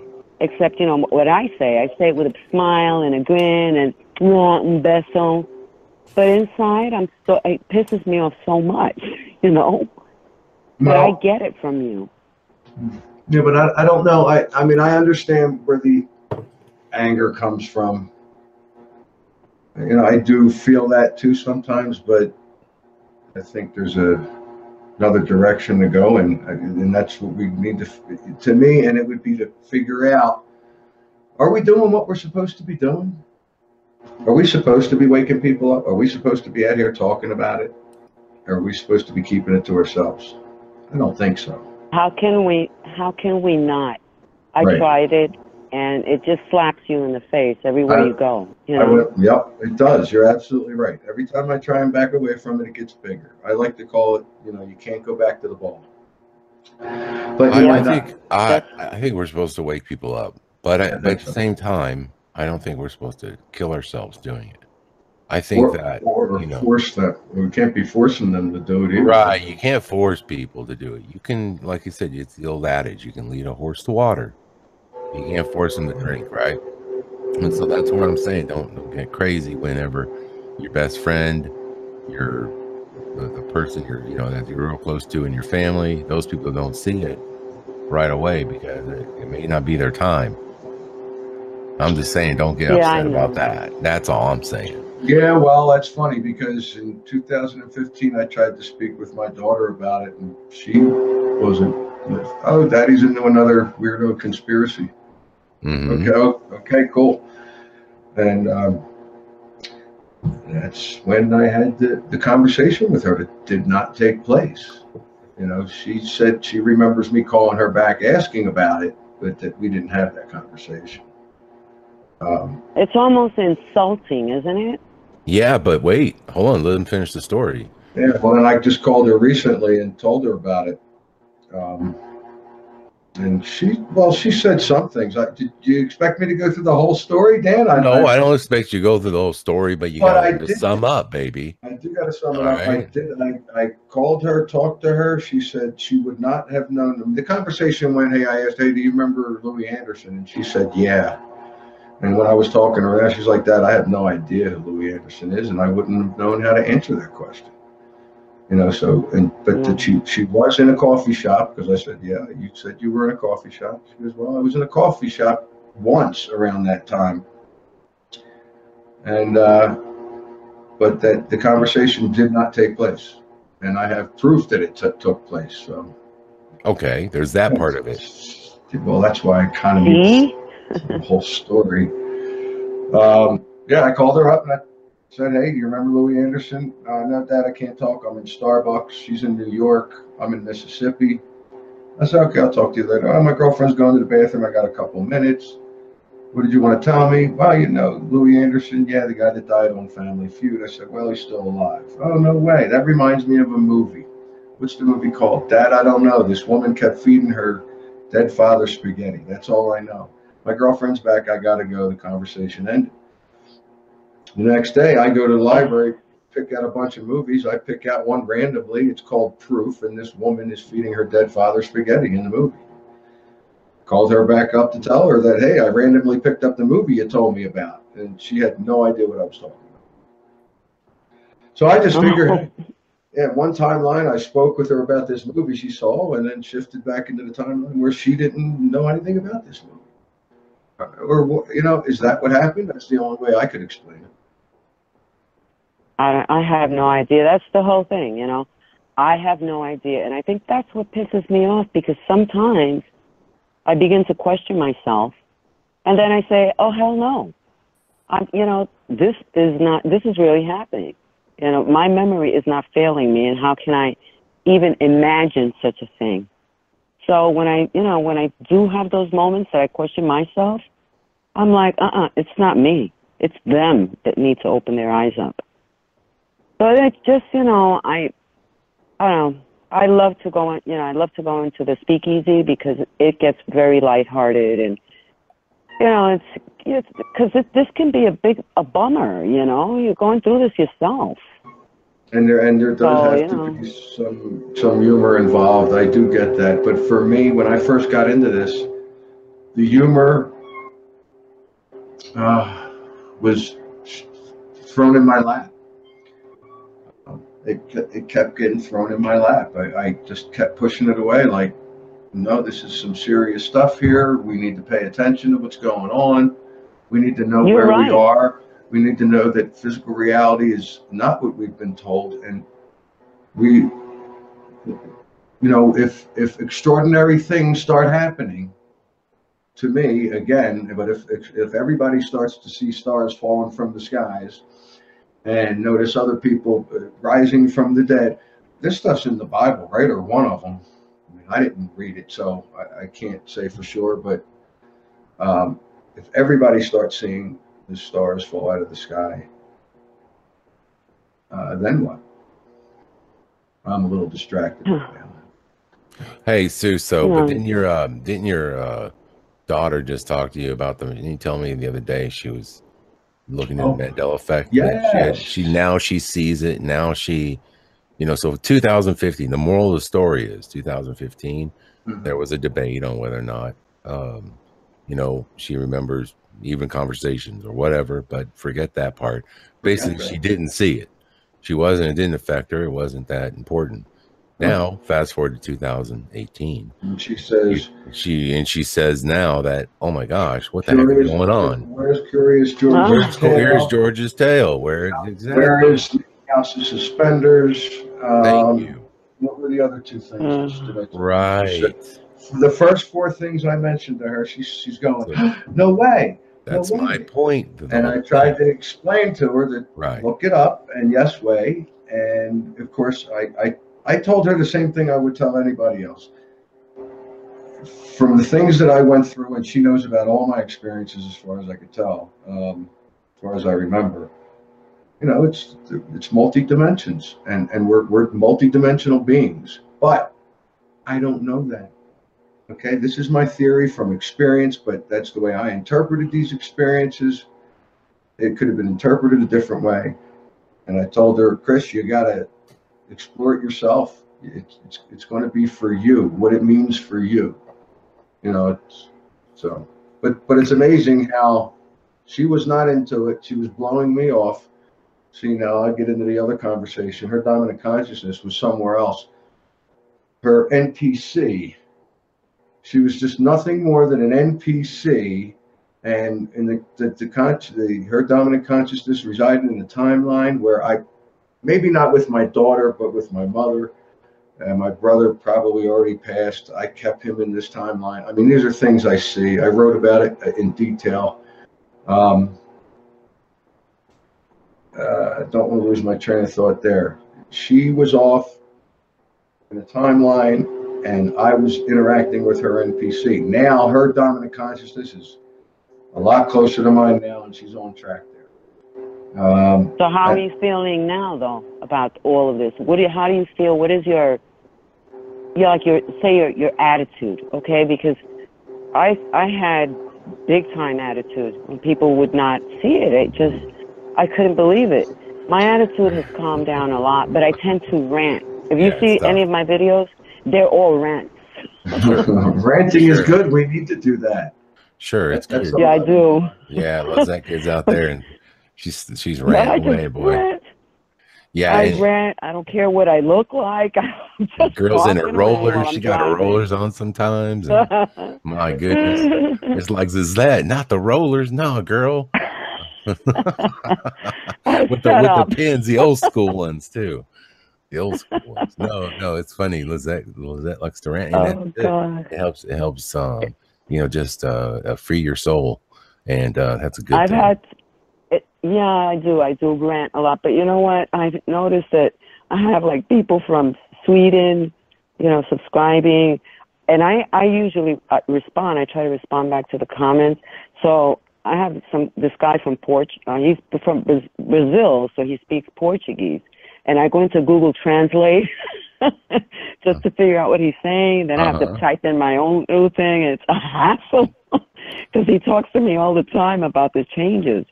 But so you see, it's not just us here in the United States. No, it's starting to be other people in other countries slowly but surely. And that's the thing. Yeah, so I feel I feel better about it but only because I have decided to talk about it, that I'm able to now have a bunch of people that I can go back and forth with and have this exchange, so I don't have to get pissed off at the people in my reality here, wherever I am, I said something to Jesse this afternoon. I said NPCs are people too.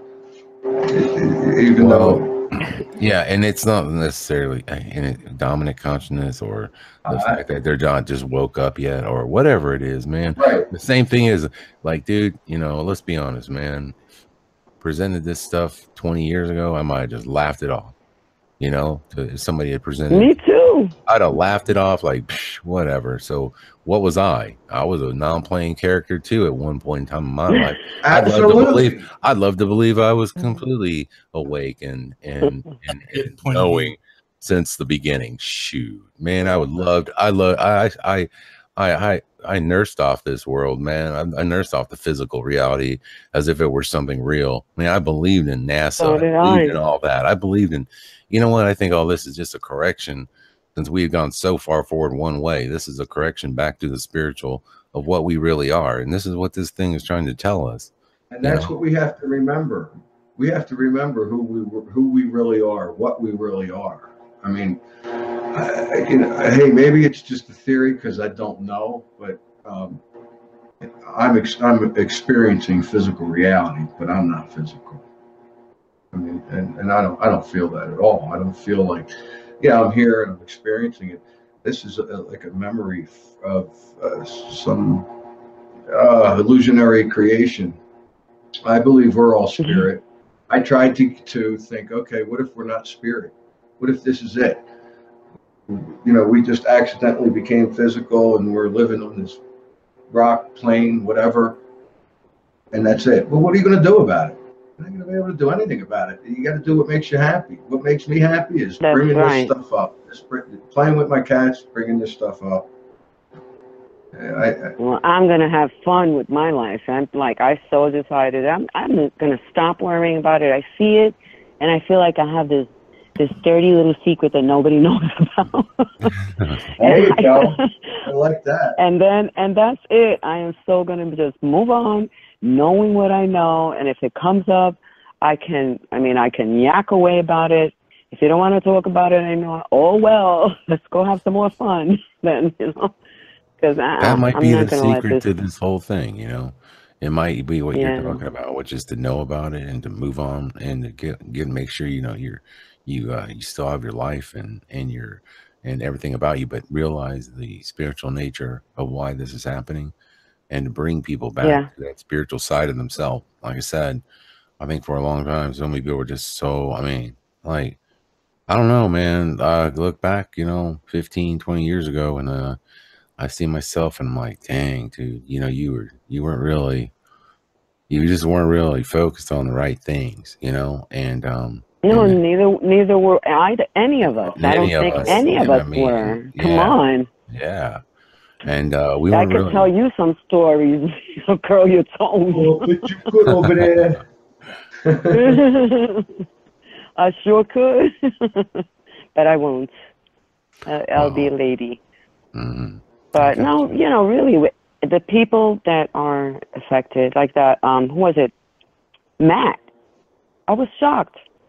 Like when he said that, was it the speakeasy? Your speakeasy? Mm-hmm. And I'm like, somebody give me a wrench. I am still going to clobber him over his head. It's like, oh, so we're all like the idiot sheeple, the idiot cattle, because doctors don't talk about it, lawyers don't talk about it. They don't talk about it because of their jobs. That's all. Right. No, that's their what reputation, their jobs. No, I know. That was his main premise. Like, it's like, well, and what he's trying to say is like, it seems like, there's a lot of people out there that are in higher places, or, more, let's say, affluent places, that don't really, talk about this kind of stuff, aren't down here with us, every day going, hey, what the hell is going on here? And I get why. Believe me, I get why, because you got a family to take care of. You got your career to worry about. I mean, sure, right. it's a noble thing to give yourself up for the cause. I get that. I'm in just the position where I can do it. Okay, I'm in that one of those positions where I can give my time to this and try to research and try to, see what the heck is going on here at this moment in time. Maybe I'll have to pass the torch one day. Maybe I won't be able to do this forever. Maybe I'll have to say, yeah, please don't go. Don't you go somewhere. Well, please don't go. What? Listen, that's the song. I just heard it today. Hooked on a Feeling. Remember that song? I mean, you're working at a bar. You should have heard it a million times. It's a bar song, no? Sure. Oh, that changed. It says, I'm addicted, or, it has different lyrics to it. And I'm like, oh, God, like this too? And I think it's really hitting people that are like from their 40s and up, not the younger generation much. I've seen some young people getting hit, and I've got some younger people working in the kitchen at the bar, and they notice changes, but they're not interested. They want to get back to their computer games. Well, look at me. She's really young. She's a puppy, but she got hit hard. She's getting it like. Who's that? Sometimes I can't even watch. Meigs, Meigs B. Oh, Meigs, yeah. Yeah. Oh my gosh. So she's super young. So I don't know how she's getting hit so hard, because I don't see it. I mean, I see that the younger people do. I have a daughter that's she's 31, and she sees it, but she doesn't freak out the way I do. I'm like, oh my God, did you see that? It could be things in her past, that are. Maybe she was into. I don't know her whole full story or anything like that, but I think she, I mean, she might have been into some darker things. Probably, and maybe there's some spiritual attachments there. I don't know. But I think it might be some of the situation. She has.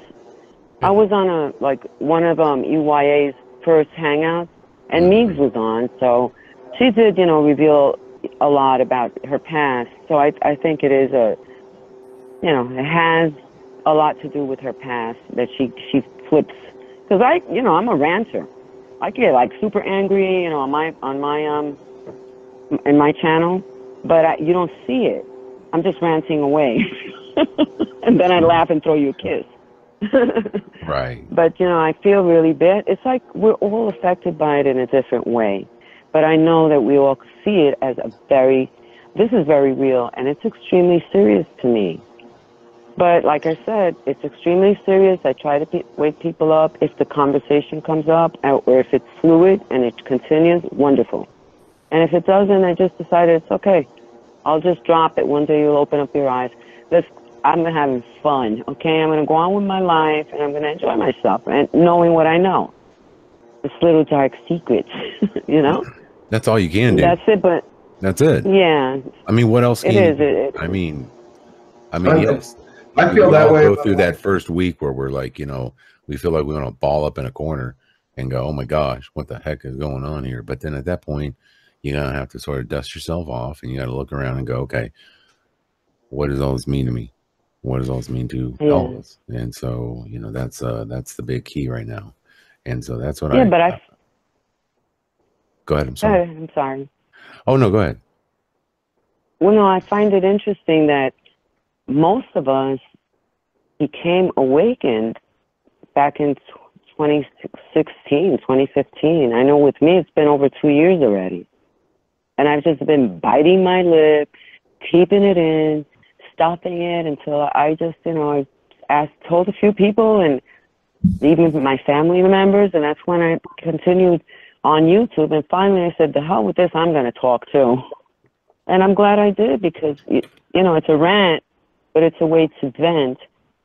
And I believe it helps the people that are starting to wake up now too. Well, we have so power in numbers. Feel as alone. Right. It's power numbers. And I urge everybody, you don't want to, talk on YouTube every week, but you want to, you had your channel and you just want to explain, speak your truth about what you know, what you remember about the Mandela effect, regarding the Mandela effect. I think when you have that kind of strength in numbers, it's been easier on us because had we not had you, yourself, and so many others that are coming forward now to kind of, just, make videos here and there, Landon, everyone, he's new. He's kind of making videos there in his truck. And he's like, hey guys, I'm experiencing the Mandela effect. And here's the deal. Here's my truth on it. And so we're all speaking our truth, man. And I'm telling you, like it would have been a lot worse had it just been a few people while the rest of us were just kind of like, being like, okay, well, I'll just leave it up to these other channels to sort of, I believe what these guys are saying, but I'm just going to, hang back. I think it's been the most profound thing ever. Let me ask you this, Lizette, have you ever made a video about anything else? I have. I've gone into every single rabbit hole. I started out with I do chemtrails too. I'm like always on chemtrails. That's another thing that has me boggled. And, wormwood, because it's part of the Bible, that wormwood. Sure. So to me, wormwood is Nibiru and Planet X. Oh, yeah, so I just look at the sky and I find it so, it's like, why don't people see these streaks all over the freaking sky? Wow. They're grids, or I just put one up today of a sunset. It's like an unusual sunset here. I'm like, I don't understand how people don't remember. It was just a blue sky, puffy clouds that had shapes of dogs. People didn't look up, Lizette. People didn't look up. There are certain people that were born when we were born. We were the ones that would stare at the sky. We were okay doing it. Nowadays kids, what do kids do nowadays? I mean, seriously, they're indoors. They're looking down, looking at their phone. They're looking at their phone. Everybody's looking at their phone. Everybody's playing a video game. Everybody's on a little iPad, whatever. You know what I'm saying? We used to sit outside, and one of our fun things was to do is look at puffy clouds and think about the shapes or what do we see in them. Yeah. That stuff doesn't happen anymore. But thank God we did, because now we can tell people that's not the same sky, y'all. Did you know that there were clouds that looked different? Did you know that in this world today, there were only 4 types of clouds when I was growing up? I mean, there's a lot of facts that have changed. That's true. They're making up all these names for these flat clouds now that they look like they've been photoshopped, copy paste, copy paste, copy paste. It's the same freaking cloud or something, that's another thing. It's like no matter where I look, there's something weird going on. And I'm like, where the hell am I living? Right. And that's what you got to remember, that we're not in our element. Okay, we're not in right. When the stars all start coming out of the sky, I mean, if the big event does come, if there's something bigger coming, and it will. If that's the case, you just got to stay within yourself. Remember who you are. Remember where you are. And I'm fighting off this whole we're in a computer program. I've been fighting that off since I heard it. Kind of I think they would love to bring us into one. Don't get me wrong. I think that. What was it? A theory that we're actually in the computer program. Oh no, I don't believe that at all. Don't I get me don't wrong. want Not to. at all. I think they I would mean, love to I have- saw The Matrix. That was like one of my favorite movies. And I'm like, wow, wouldn't that be something? Because when I moved to Florida, I told people in New York, yeah, it's nice over here, but this is like an illusion. Like every tree, everything is just so, it's so manicured and everything is just so, but you don't see any people in the community where you're at. You just, hello, goodbye. You get into your car, you take off. There's no real, like where you're at, Susso, that's a community. Where you're working right there, you have a community of people that you're bonded to. Well, we all think and that's the way it was. People think we died. Well, you know, and here in Florida, it's not like that. In New York, yes, there were little communities all over the place. People knew me that I didn't even know because I would pass by this storefront every day on my way to the subway to go to work.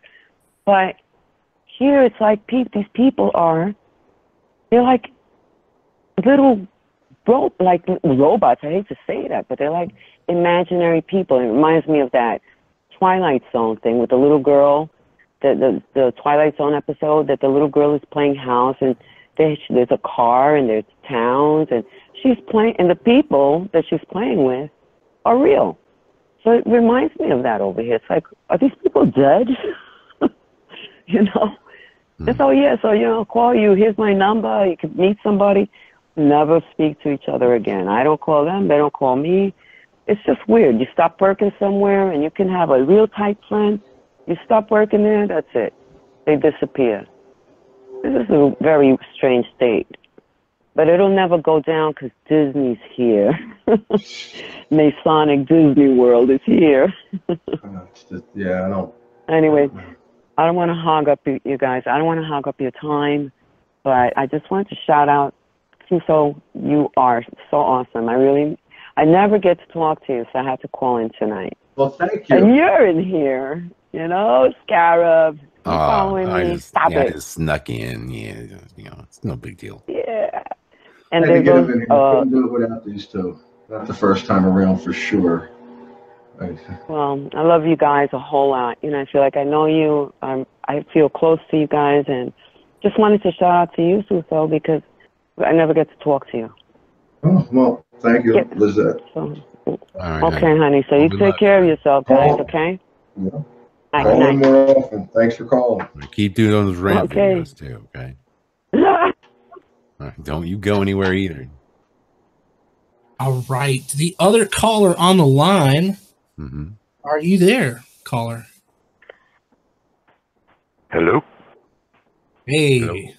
Welcome to Anthony. And we got, and then he said's in the room, and Nia, Cowboy, Challenging Reality, David Lee, Dean Johnson's in the room, Ethan LaFontaine's in the room, Global Line with it, Jesse Scott's in the room, Joanne Dare, Landing Pets. Nobody's been doing Blair call Light's out. in the I room. just got here. Austin Space, Turn 'em Mandela off. Miles in the room, Nobleness D, how you doing, brother?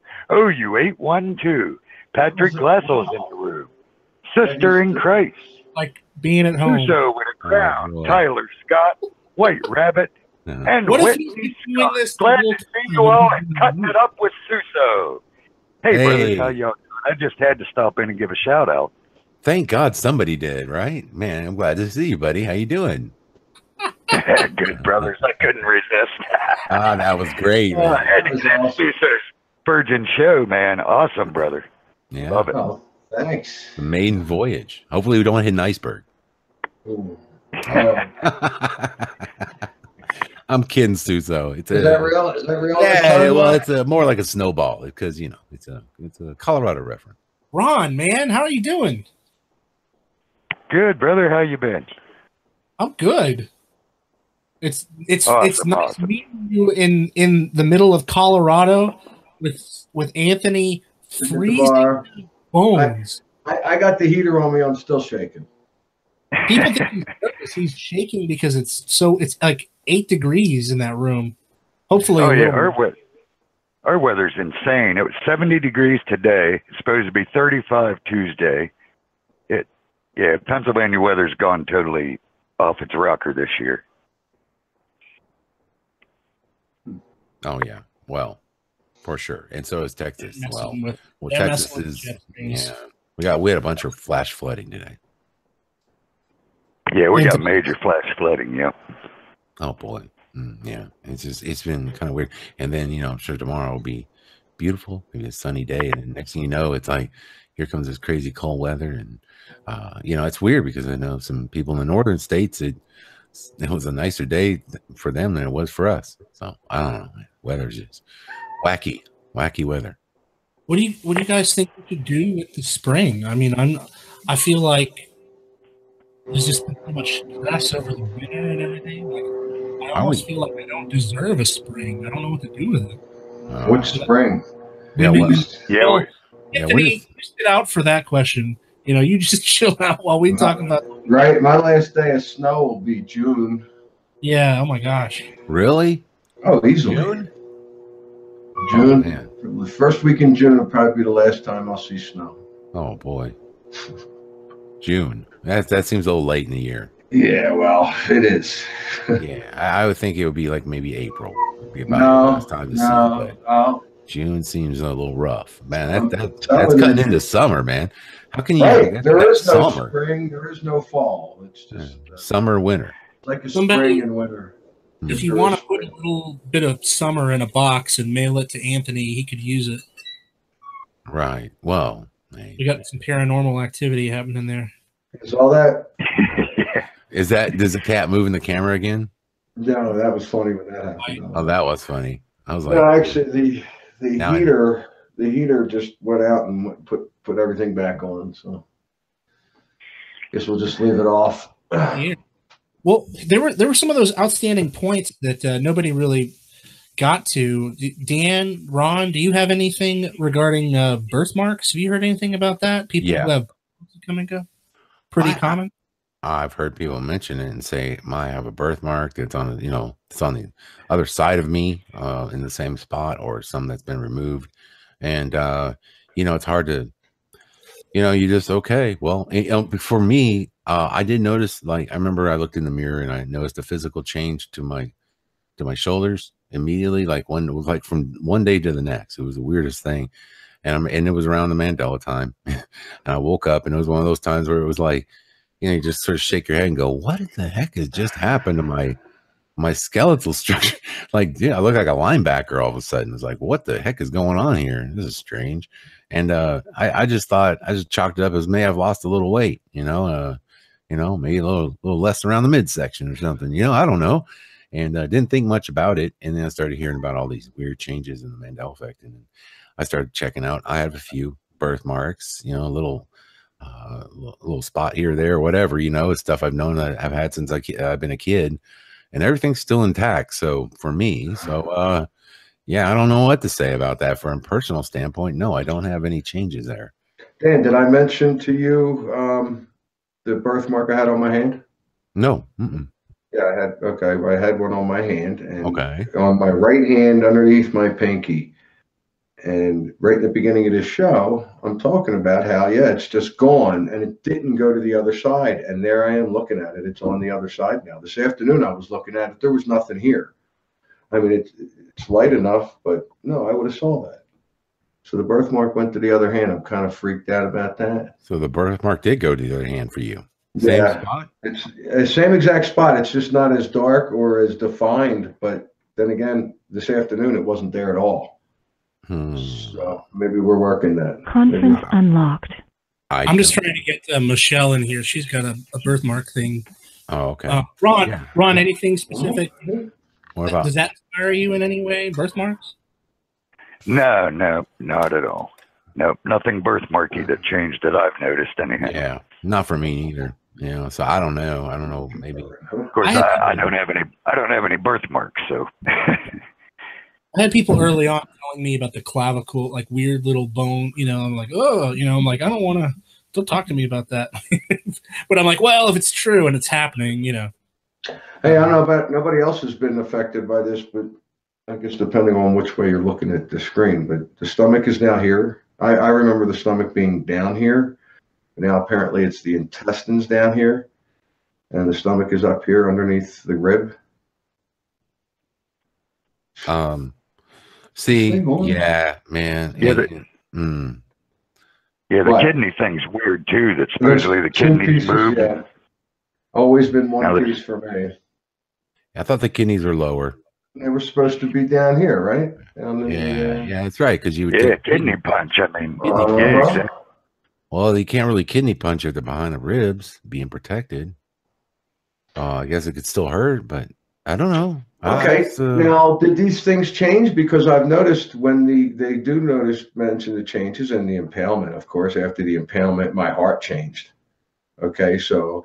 And then after they talk about the skull change, and I was having headaches. Okay, so if my consciousness is jumping from one physical body to the next, why does it hurt? Why do I have to get used to it? It's already been that way.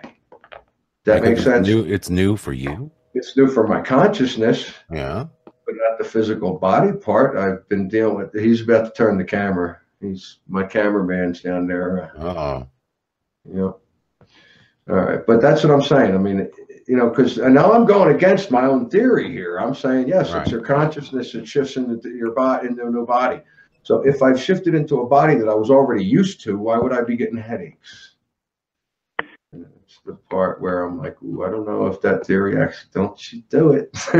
No, it's well, that's the thing. It's like there are theories out there, and there's not one all-encompassing one that encompasses all the things that we are experiencing.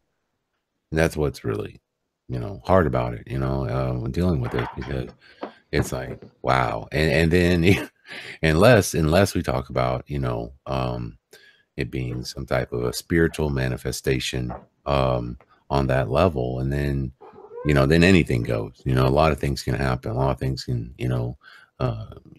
because there's a lot of things. What we can just agree on is that probably more times than not that we can agree that many of us don't know what the heck is happening. We just know that it's happening, and we know that we can kind of come together in agreement and say, yeah, I remember this and I remember that, and start put some pieces together.